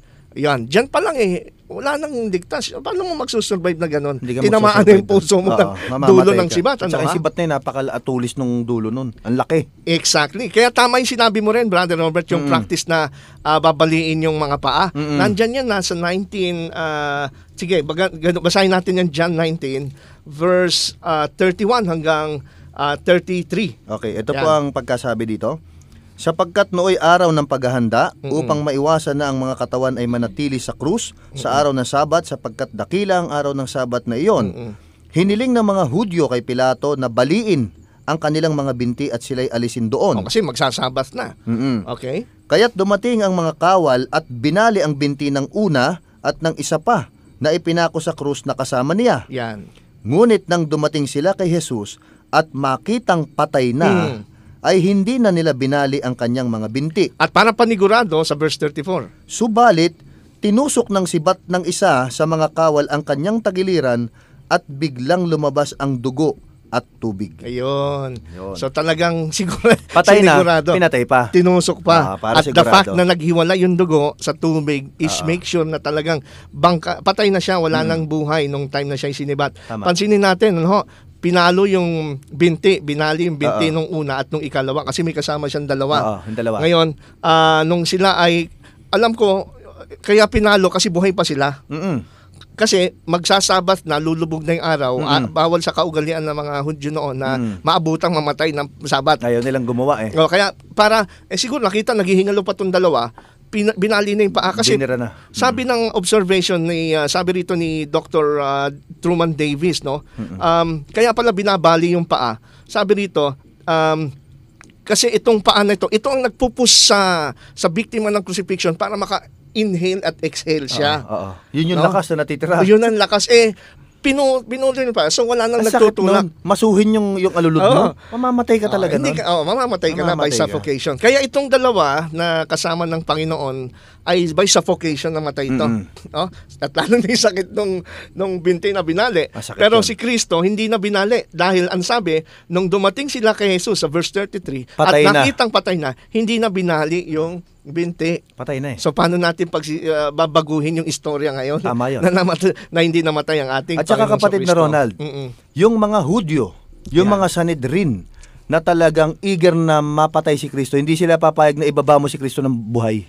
Yun. Papatayin talaga. Oo. Hindi papayag. Tsaka si Pilato mismo nag-ask siya ng assurance, di ba? Mababasa natin yan dito, Brother Robert. Pakibuksan natin sa Marcos 15, 44 hanggang 45 sa aklat ng Marcos. Okay. 15, 44. chapter 15, verse 44-45. Okay, ito po ang sabi dito. At nagtaka si Pilato na siya'y patay na. Ipinatawag niya ang senturyon at itinanong niya sa kanya kung patay na nga siya. Nang malaman niya sa senturyon, ipinagkaloob niya ang bangkay kay Jose. Ayun. Ayun. So mismo si Pontius Pilate ay satisfied din. Yes.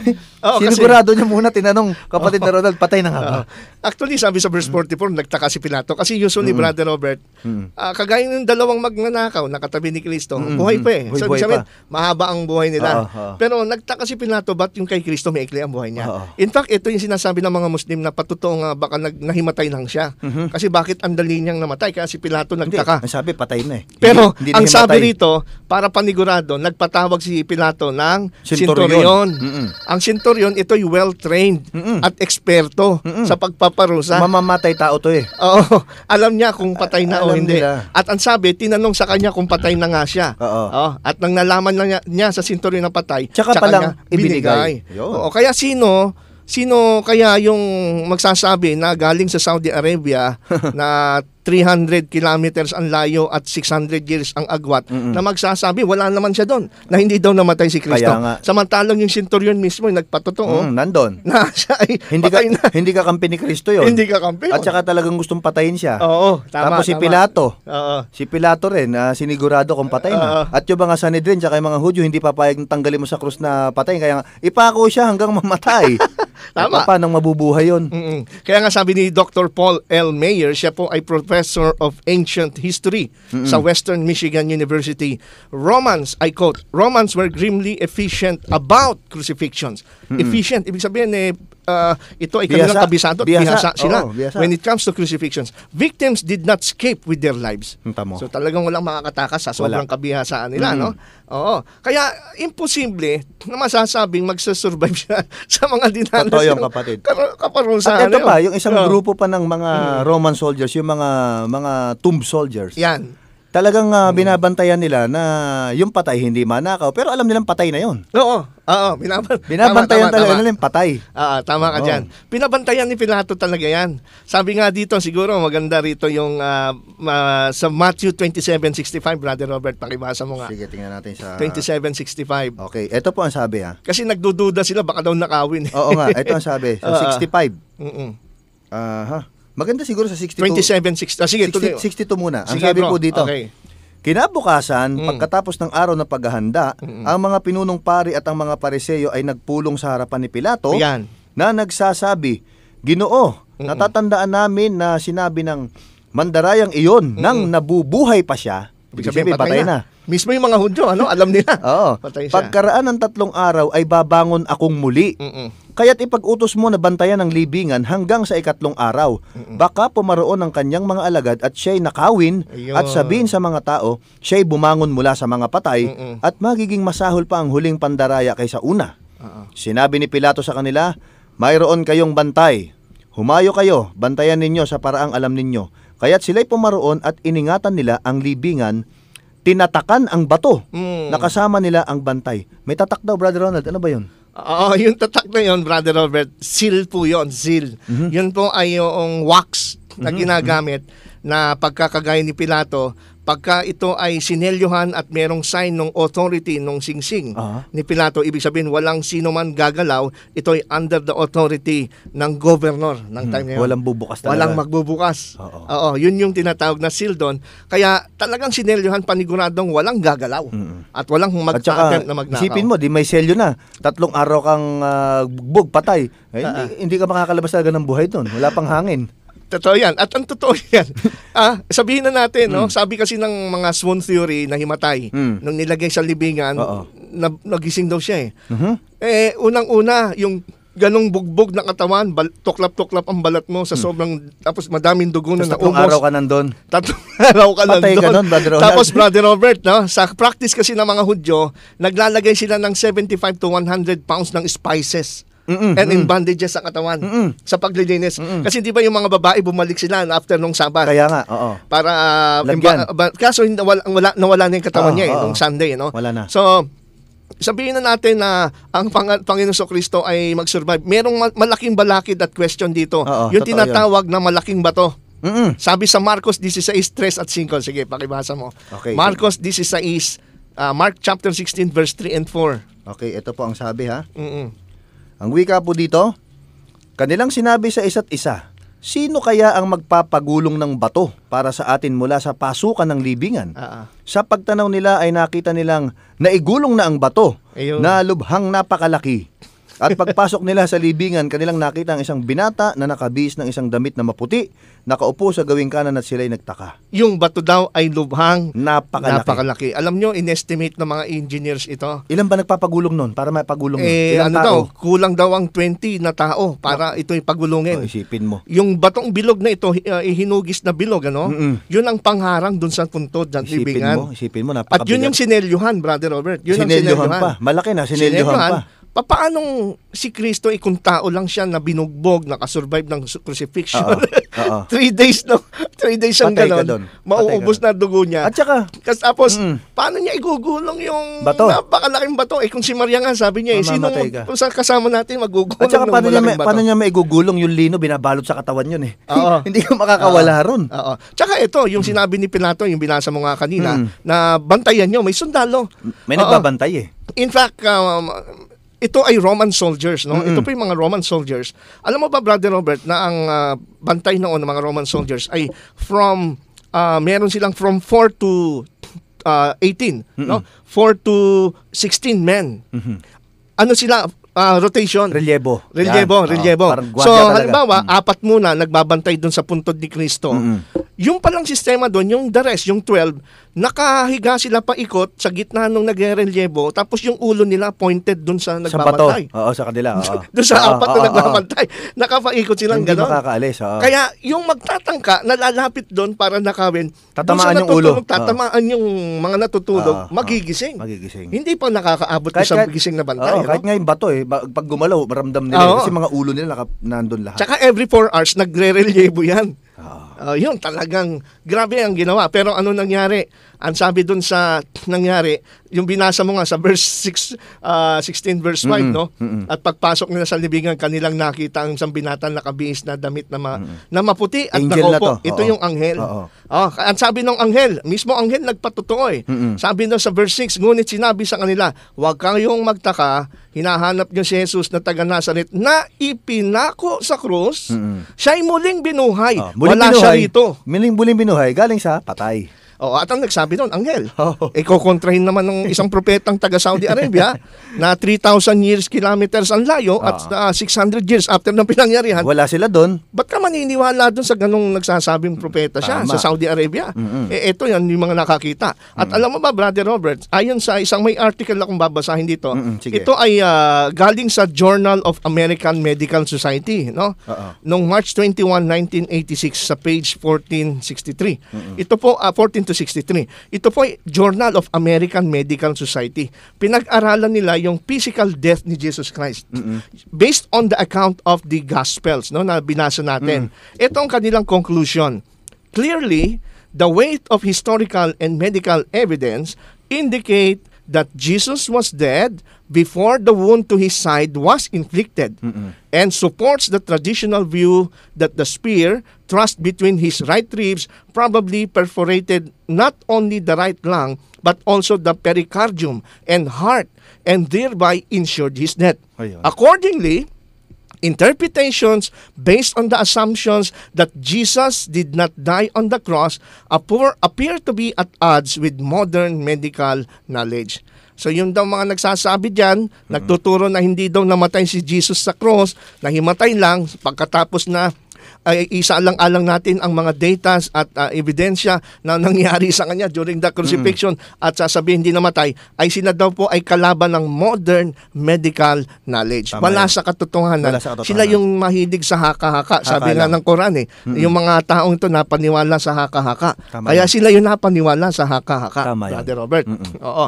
Kaya ang principle na dapat nating maunawaan dito, kapatid na Robert, itong Bible natin is particularly the account of the gospel, no, sa New Testament, Matthew, Mark, Luke and John. Nagkakaisa sila na si Kristo'y namatay, nalagot ng hininga, no? Hindi wala silang kontrahan doon. At ang totoo niyan, ang accuracy ng ang New Testament na ito na nagpapatotoo mismong account at mismong nandoon mga eyewitnesses, ito'y sulat ng mga tao na buhay that time na sinulat nila bilang mga eyewitnesses o kaya mga participants, no, na ng event na ito. Kaya nga pagka binasa natin yung 1 Corinthians chapter 15 verse 3 at 8. Sige nga, kapatid na Robert. Sabi kasi nila, wala daw nakakita eh. Meron, Oh. nabanggit natin to nung last time, di ba? Sige, Ito ang pakibasa sabi natin dito. ulit. Ulitin natin, 15, Mm-mm. ang verse ay 3. Yes, 3 hanggang 8. Okay, ang sabi dito, sapagkat ibinigay ko sa inyo una sa lahat ang akin ding tinanggap, na si Kristo ay namatay para sa ating mga kasalanan, Yan. ayon sa mga kasulatan. Mm-mm. At siya'y inilibing at muling binuhay ng ikatlong araw ayon sa mga kasulatan. Mm-mm. At siya'y nagpakita kay Cephas at pagkatapos ay sa 12. Pagkatapos ay nagpakita siyang minsanan sa mahigit na 500 kapatid na ang karamihan sa mga ito ay buhay pa hanggang ngayon. Bagaman ang mga iba'y namatay na. Pagkatapos ay nagpakita siya kay Santiago, pagkatapos ay sa lahat ng mga apostol at sa katapos-tapusan tulad sa isang ipinanganak ng wala sa panahon ay nagpakita rin siya sa akin. Kung si Kristo yung nag-survive sa crucifixion, puro sugat yan, bugbog yan. No, mas matindi yung mga black ayan tinan mo niyan kaysa dun sa isang artistang kay Bong Navarro, no? Oo. Matindi to. Oo. Tapos ito ngayon ang ulat ng Corintong binasa mo. Nagpakita siya sa marami, sa 500 katao. Oo. Sa tingin mo, kung ito'y totoong si Kristo ay hindi nabuhay muli sa patay, syempre nandun pa yung sugat niya at bugbog. Tapos sasabihin niya, ako'y binuhay. Syempre magreklamo itong mga nagsabi. Oo. Sabi ni Pablo dun sa verse 6 merong 500 nagpakita si Kristo na ang karamihan dito'y buhay pa hanggang ngayon. So Oo. ibig sabihin, inaanyayahan ni Pablo na okay, kung ayaw nyo maniwala sa double akin, check nyo. hanapin nyo itong 500 Oo. na nakakita kay Kristo. Buhay pa naman sila ngayon ba't maglalakas ng loob si Pablo na sabihin nyo kung totoong hindi nabuhay si Kristo? Tama yun. Kasi kung itong 500 alam mo, kung ating i-analyze, kung sila ay magte-testify sa korte, sa courtroom, at bigyan sila ng tagsi 6 minutes, alam mo ba kung ilang oras na testimony ito ng eyewitness? Oo. 50 hours of testimony from the eyewitness. Napakatagal, oo. Napakatagal na at napakaraming ebidensya nito. Kaya, isa pang punto natin makikita dito, mga kapatid at mga kaibigan, itong mismong kamatayan at pagkabuhay ni Kristo, malaki ang impact sa mga alagad na makikita na binago ang kanilang buhay, na ito nga po ay patotoo, na talagang may tiwala sila at naniniwala na ang kanilang daladalang katotohanan na si Kristo ay namatay at binuhay, totoo. Oo. Kasi hindi magbabago buhay nila. Totoo yun. Halimbawa, yung pinakamahirap na kumbinsihin ay mismong kapatid ni Kristo si Santiago, no? Sabi nga dito sa aklat ng Juan, John chapter 7 verse 5, sapagkat maging ang kanyang mga kapatid ay hindi sumasampalataya sa kanya. Ayaw maniwala sa kanya. Pero suddenly, itong kapatid ni Jesus Christ, si Santiago, o sa English ay James, nung siya ay sumulat sa James 1:1, kapatid ni Jesus sa laman to ang sabi ni Santiago, si Santiago, na alipin ng Panginoon at Panginoong Jesucristo. Suddenly, bigla siya nag-change. Naniwala siya. Tinawag niyang Panginoon. Alam mo kung bakit? Kasi po, pagbabalikan natin yung unang Korinto 15:7, kanino nagpakita ang Panginoon? Pagkatapos, sabi sa verse 7, pagkatapos ay nagpakita siya kay Santiago. Sa mga alagad, sa 12. Doon siya nakumbinsi na pati kay Santiago. totoo yung claim ni Jesus Christ At na kanyang kapatid sa laman. bakit lalakas ang loob nila? Dahil nalaman nilang namatay tapos nabuhay. Mismo ang kapatid niya Correct. Hindi nga naniniwala At saka ito, siyempre, iba yung dating pagkakapatid at Oo. apostola. At saka tingnan mo yung yung nire-reveal ng Bible kung gaano ka-transparent, no. Si Apostol Pablo sa mga Gawa 2, kausap niya yung mga sabi sa 22. Yan, oo. Kayong mga Israelita, Oo. pakinggan ninyo ang mga Maganda yan. salitang ito. Oo. Si Jesus na taga Nazaret, isang lalaking pinatunayan ng Diyos sa inyo sa pamamagitan ng mga gawang makapangyarihan, mga kababalaghan at mga tanda na ginawa ng Diyos sa pamamagitan niya sa gitna ninyo. Gaya Gitna ng ninyo. nalalaman ninyo. Ninyo. Siya na ibinigay sa takdang pasya at paunang kaalaman ng Diyos ay inyong ipinako sa krus at pinatay Oo. sa pamamagitan ng kamay ng mga makasalanan. Sino ba yung kausap niya dyan? Yung mga Israelita. Si Pedro yan si Oo. Pedro. Yung mga nagpapako. Nagpapako. Ngunit siya'y muling binuhay ng Diyos pagkatapos palayain sa mga hirap ng kamatayan sapagkat hindi maaaring siya'y mapigilan nito. Hindi maglalakas ng loob si Pedro na magsabing pinatay ninyo Oo. at nangyari sa inyo. Mm-mm. In fact, kinausap nga ni Pablo si Felix sa aklat ng Gawa na sabi at hindi lingid sa iyo ang nangyaring ito. Oo, alam mo din Alam mo din. na namatay. So dito Oo. natin nakikita na hindi moro-moro yung pangyayari, Oo. kundi mismong merong hindi pabor kay Kristo, kinakausap nila para patunayan na alam mo. Yun. Alam mo. Kung hindi kasi totoo yun, sasabihin nung kausap nila Oo. na crown, ay, hindi totoo yan.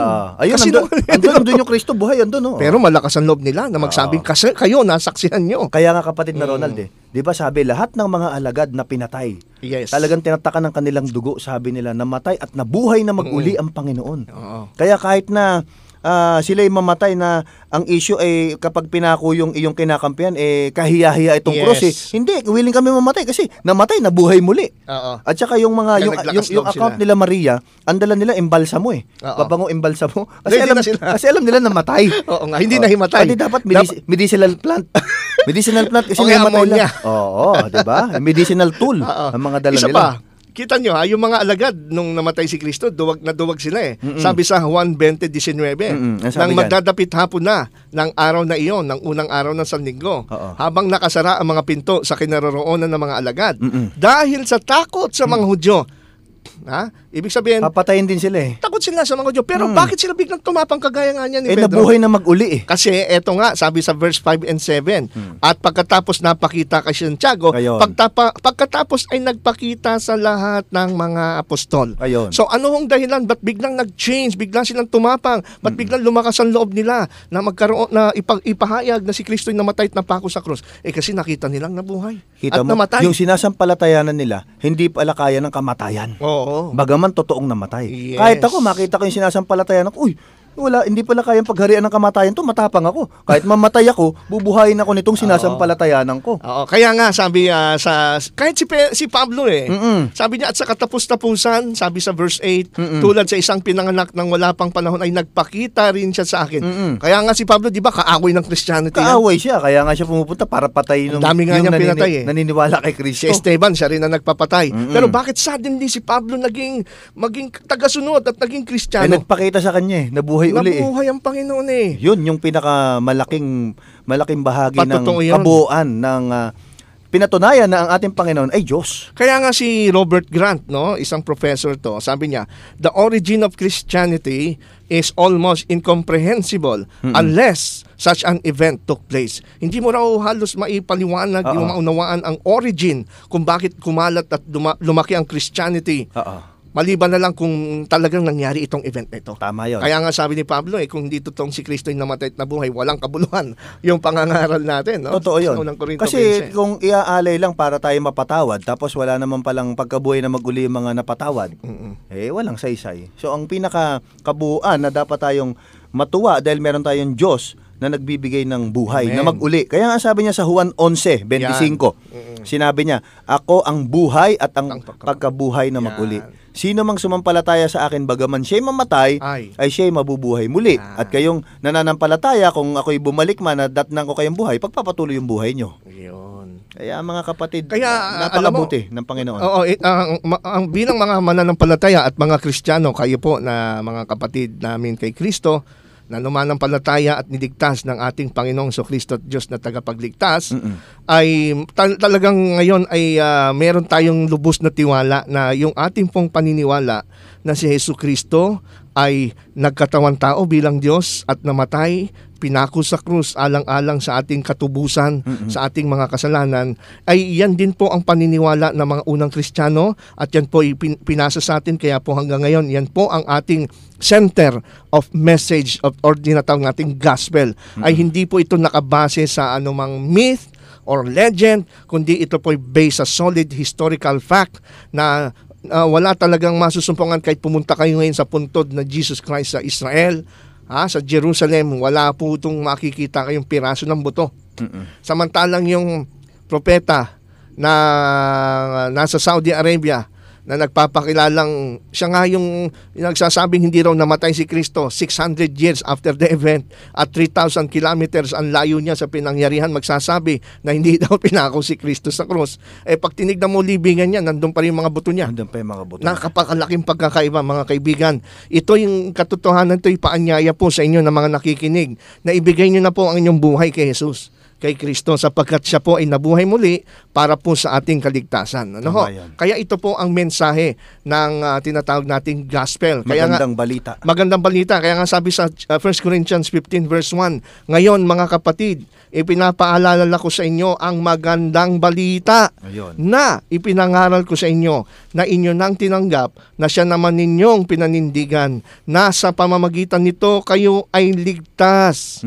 Kung matatag ninyo itong panghahawakan malibang kayo sumampalataya ng walang kabuluhan sapagkat binigay ko sa inyo ng una sa lahat ng akin ding tinanggap. Ibig sabihin, hindi turo ni Pablo to. Hindi niya imbento. Sabi kasi ng mga Muslim, turo daw ni Pablo. Tinanggap din pala niya. Tinanggap lang na si Kristo ay namatay para sa ating mga kasalanan ayon sa kasulatan at siya'y inilibing at muling binuhay ng ikatlong araw ayon sa mga kasulatan Ngayon. at siya'y napakita kay Cephas at pagkatapos sa 12 at yung mga sumunod ay marami siyang pinagpakitaan. Tama yan. Kaya mga kapatid at mga kaibigan at mga nakikinig sa ating programa, napakalakas po ng case ng Christianity na totoo po ang ating pinangangaral na si Kristo'y namatay at napako sa krus para sa ating kaligtasan. Tama yan. Kaya nga sabi ni Pablo sa unang Korinto chapter 1 verse 18, no?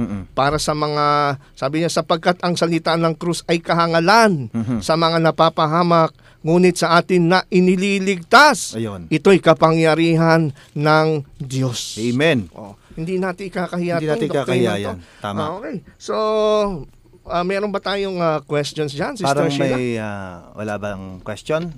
Or may tumawag na naputol ang linya?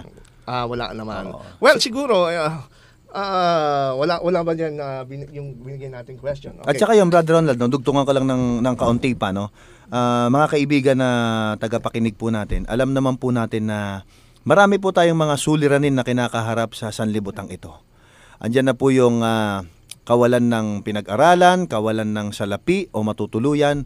Ito yung mga bahagi lamang ng mga suliranin, pero ang pinakamabigat pong suliranin talagang hindi kayang solusyonan kahit ng sino mang taong kilala o ng ating gobyerno ay ang kamatayan. Okay. Kaya ito lang po ang sinulusyonan ng Panginoon na kahit tayo nasa sitwasyong pwede tayong mamatay, kung tayo sumasampalataya sa Kanya, Siya ang bubuhay sa atin na mag-uli sa Kanyang pagbabalik. Sister Sheila? Brother Ronald, may katanungan dito. Gaano daw katagal na nakahang si Jesus sa cross? Okay, it's a relevant question. Ang ganda yan. Gano'n nga ba katagal na si Kristo ay nakahang sa cross? Ayon sa biblical accounts, no, sa four gospels, no, si Kristo po approximately from 9 a.m. mula alas 9 ng umaga doon siya naipako hanggang alas 3 po ng hapon. So napakahabang oras nito. A total of 6 hours. 6 hours, no? Nakabiting Imagine ka. mo yung dugo mo, kung hindi ka maubusan ng Tulo dugo. ng tulo. Oo. Oo. Ngayon, sabi nga ng Matthew chapter 27 verse 45, mula ng oras na ika-6 ay nagdilim sa buong lupain hanggang sa oras na ika-9. Yung ika-6 at ika-9 dito, ito po ay yung Jewish reckoning ito. No? Kasi yung sinasabi nung ating kadiskusyon nung nakaraan, may contradiction daw dito. Pero wala pong contradiction dito. Okay? So yung oras na ika-6 dito, actually, ito yung oras na alas 12 ng tanghali hanggang alas 3 ng hapon. Ito naman yung nagkaroon na ng pagdidilim. Pagdidilim. Biruin mo, oras ng ika-6, ibig sabihin alas 12 na ng tanghali. Biglang dumilim. Ay nagdilim sa buong lupain hanggang sa oras na ika-9 o yung alas 3. Tapos, ito dadagdag din natin to, Brother Robert, no? Nung dumating na yung oras na siya ay mamamatay alas 3, sabi sa 27 verse 50, at muling sumigaw si Jesus ng may malakas na tinig at nalagot ang kanyang hininga. So nalagot yung hininga. Patay na. At kasi, ang sabi ng ilan, bakit namatay siyang bigla? Ang bilis. Kasi binigay niya yung kanyang buhay. Sabi sa John chapter 10 verse 17, dahil dito'y minamahal ako ng Ama, sapagkat yan. ibinibigay ko ang aking buhay Willingly. upang ito'y kunin kong muli. Tama. Walang mag-aalis nito sa akin, kusa kong ibinibigay. Tama yan. Kaya nga, di ba, sabi, I yield up my spirit. Unto you, my Father, ay aking ibinibigay ang aking espiritu. Tama yan. No? Tama. So, hindi actually yung suffocation ang nagpatay sa kanya. Hindi rin yung pagsibat sa puso, yung mismong Talagang ibibigay niya. Yan. Kaya wala makakapigil eh. Patay na nga kasi siya, binigay na niya yung espiritu sa ama niya, tsaka nung sinibat siya. No, hindi yun ang pumatay sa kanya. Tama yun. Okay, Sister Sheila? Okay, meron pa pong isang katanungan. Kung si Jesus ay na-crucify nung Friday, paano po nangyari na 3 days siyang nasa loob ng tomb? Di ba na resurrection nung Sunday? Oo nga naman. It's a good question. Meron kasi nagsasabi na si Jesus Christ ay namatay nung Miyerkules. Kung bibilangin mo yung Miyerkules, kasi ang sabi sa Matthew 12:40, itinulad niya yung kamatayan niya kay Jonas. Ito yung ginagamit ng mga kapatid natin, kaibigan Muslim, na bakit si Jonas ba nung nasa tiyan ng isnay, buhay o patay? Hindi naman ho yun ang pinag-uusapan. Ang pinag-uusapan doon yung time factor. Yung 3 araw. 3 araw at 3 gabi. No? Kung paano si Jonas nasa tiyan ng dambuhalang dagat sa loob ng 3 araw, 3 gabi, gayon din naman ang anak ng tao. Sabi nila, hindi naman 3 days, 3 nights. Niliteral nila yung 3 days, 3 nights na 72 hours. Pero alam po ninyo, mga kapatid, mga kaibigan, sundin po natin yung tinatawag na Jewish reckoning o yung tinatawag na inclusive reckoning. Sa inclusive reckoning po kasi, mga kapatid, na mga Kristiyano, okay, naniniwala dyan ng mga Kristiyano na si Kristo yung namatay ng Miyerkules, hindi Biyernes, ang sinusunod po ninyo yung Roman reckoning o German tuloy, Gentile reckoning. Ang sundin nyo yung Jewish reckoning. Sa Jewish reckoning kasi, since ang kanilang bilang is sunset to sunset, pangalawa, sa kanila, yung piraso, yung nalalabing mga oras, kino-consider na nila ito as a full day. Tama yun. Kaya, kung si Kristo yung namatay ng 3:00 ng Biyernes, consider na po ito as counted as one Isang full day. araw na yun. Ang tawag po ron inclusive reckoning. Kaya si Jesus Christ, nung hapon na siya ay namatay, yun ang day 1, counted as day 1. At nanatili siya sa tomb nung gabi ng Friday at nung buong Sabado, day 2. At pagkatapos nung Sunday ng umaga, nabuhay siya sa patay ng umaga. Counted na yon as full day. Hindi mo na kailangan tapusin yung buong araw na 24 hours ng Sunday. Yung sunset pa nga lang ng Saturday, bilang na yun eh. Yes. Counted na po yun. Inclusive reckoning ang tawag doon. Kaya nga nagtataka ako doon sa mga nakakausap ko mga Muslim, na kapatid daw nila yung mga Hudyo. Ba't di nila alam yung Arabic, ba't di nyo alam yung reckoning? Dapat alam nila yung reckoning. Dapat alam nyo yan. Siguro para lang makakita ng mali sa Biblia, para hindi ho ganun ang tamang motibo sa pag-aaral ng Biblia. At saka mismo, ang Panginoon mismo nagsabi sa kanyang sarili dito sa Juan 2:19, sinagot sila ni Jesus, gibain ninyo ang templong ito at aking itatayo sa loob ng 3 araw. Yes. Pag sinabi niyang 3 araw yun. So napakaliwanag. Okay, may question pa tayo? Saan po napako si Jesus? Sa cross ba? Sa puno? Naalala ko yung binanggit ng kapatid nating Muslim, yung debate mo napako sa puno. Sa puno. Sa puno si Kristo. Well, ang issue rito, kasi may mga ilang Christians, kagaya ng mga saksi ni Jehovah, ang paniwala ko noon, sa bagay, dati akong saksi, ang paniwala ko noon, si Kristo hindi namatay sa cross na shape eh. Namatay siya sa diretsong shape ng na parang poste ng Meralco. Pero namatay pa rin. Ang point namatay doon. Ngayon, ano bang nasa Bible? Siya ba ay namatay sa isang cross, isang diretsong poste o yung crossbeam? Biblically speaking, si Kristo po ay namatay ng tinatawag nating crossbeam. Paano ho natin nalaman? Basahin po natin sa John chapter 20 verse 25. Ito po mismo sabi ng Biblia. Nung si Kristo ay magpapakita sa mga alagad, kinonfronta niya itong ni Tomas. Sabi ni Tomas, kaya't sinabi niya sa kanya at sa ibang mga alagad, nakita namin ang Panginoon. Ngunit sinabi niya, si Tomas, sa kanila, malibang makita ko sa kanyang mga kamay, ang butas ng mga pako. Sa mga kamay, ibig sabihin left and right na mga kamay. Butas ng mga pako. Ilang pako yan? Isa lang ba yan mga pako? Marami. Kung napako siya, kagaya ng sabi ng mga saksi ni Jehovah, sa isang poste lang, isang pako lang yon. Kasi pinagtabi mo yung kamay pinagpatong mo yung kamay, isang pako, okay na. Kaso ang sabi rito, sa mga kamay, mga pako.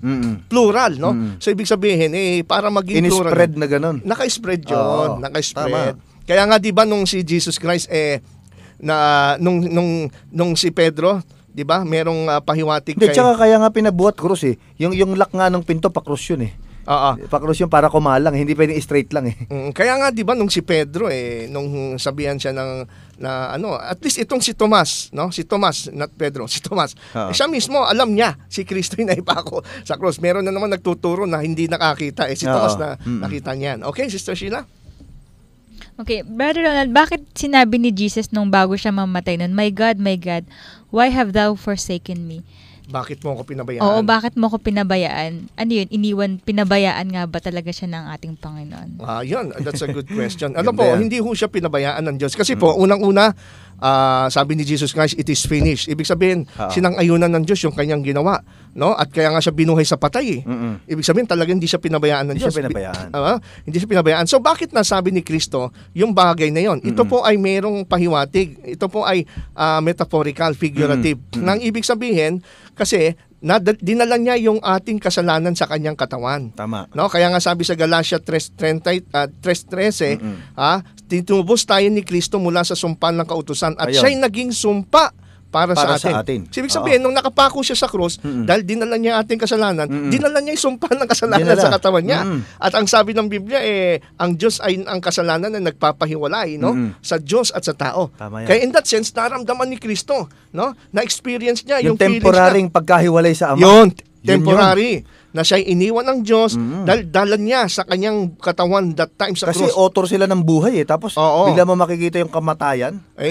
Kaya nga sabi ko, Brother Robert, sa Bible study, sinasabi ko, dapat nga tayong matuwa, sinabi ni Kristo yon na ba't mo ako pinabayaan? Kasi kung hindi Hindi pinabayaan na mamatay siya. Kasi kung hindi sinigaw ni Kristo yon, ibig sabihin hindi niya nadala yung kasalanan natin sa Tama yun. sanlibutan. Tama yun. So the fact na sumigaw siya, ibig sabihin sigurado tayong natubos tayo sa ating mga kasalanan. Tama yun. Oo. Pinabayaan talaga ng Ama na sa kanya ipataw yung kasalanan natin. Oo, kaya nga para sabi tayo sa- matubos. Kaya nga sabi sa ikalawang Korinto 5:21, di ba? Siya ay naging ginawang makasalanan para sa atin. Ayun.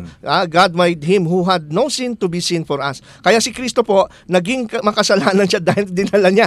Hindi siya naging makasalanan. Parang makasalanan siya kasi Yun. dinala niya yung kasalanan natin sa kanyang katawan, sa cross. At Tama naramdaman niya yung kalungkutan at yung time na iniwan siya ng Ama dahil sa kasalanan dala-dala Yun. niya. Yun No? yun. Kaya hindi niya kasalanan yun. Kasalanan natin yung Kasalanan nagpalayo. natin. At meron din pahiwatig din na kung ang tao ay hindi maililigtas ng Diyos, ganoon din ang sasabihin mo. Amen. Mapapahiwalay ka eh. Oo. Yun. Okay, so siguro ito na po ang ating pong panahon ng pagpapaalam, Brother Robert. Oo. Yung ating mga sponsors ba? Oo. Muli po nating binabati ang ating mga kapatid, si Mr. and Mrs. Larry and Evelyn Gubat, dito po Yun. sa May Kawayan. Magandang gabi po sa inyo. At ang Kanumay Valenzuela Church, ganoon din ang mga kapatid sa Hulugan. Nakahapon ako ay speaker doon.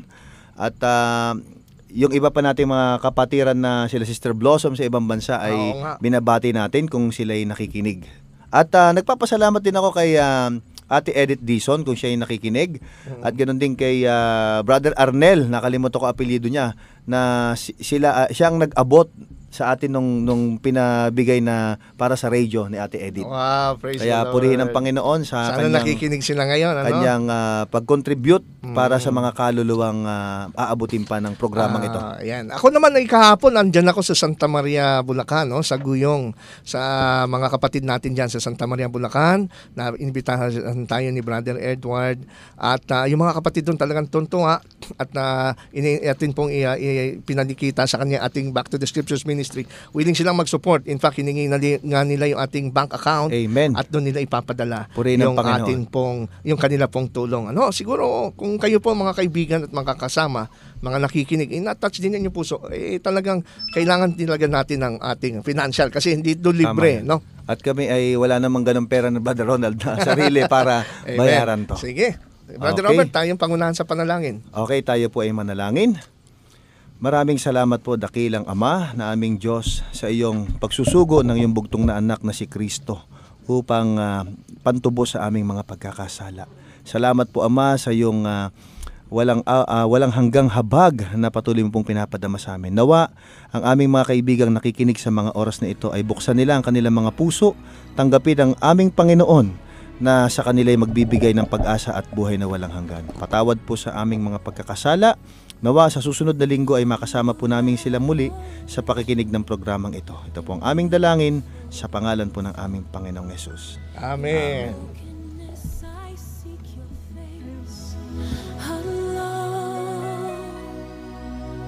Above you there's no other who's able to restore my soul.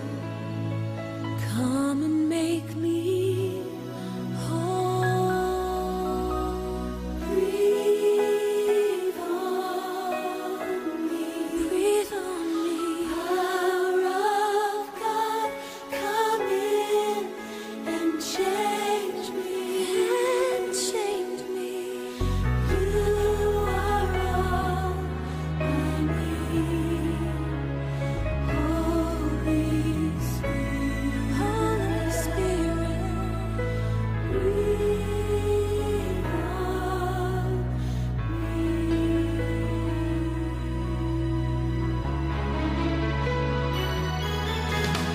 I'm ready to surrender, to give you all my life, no matter what the cost or sacrifice.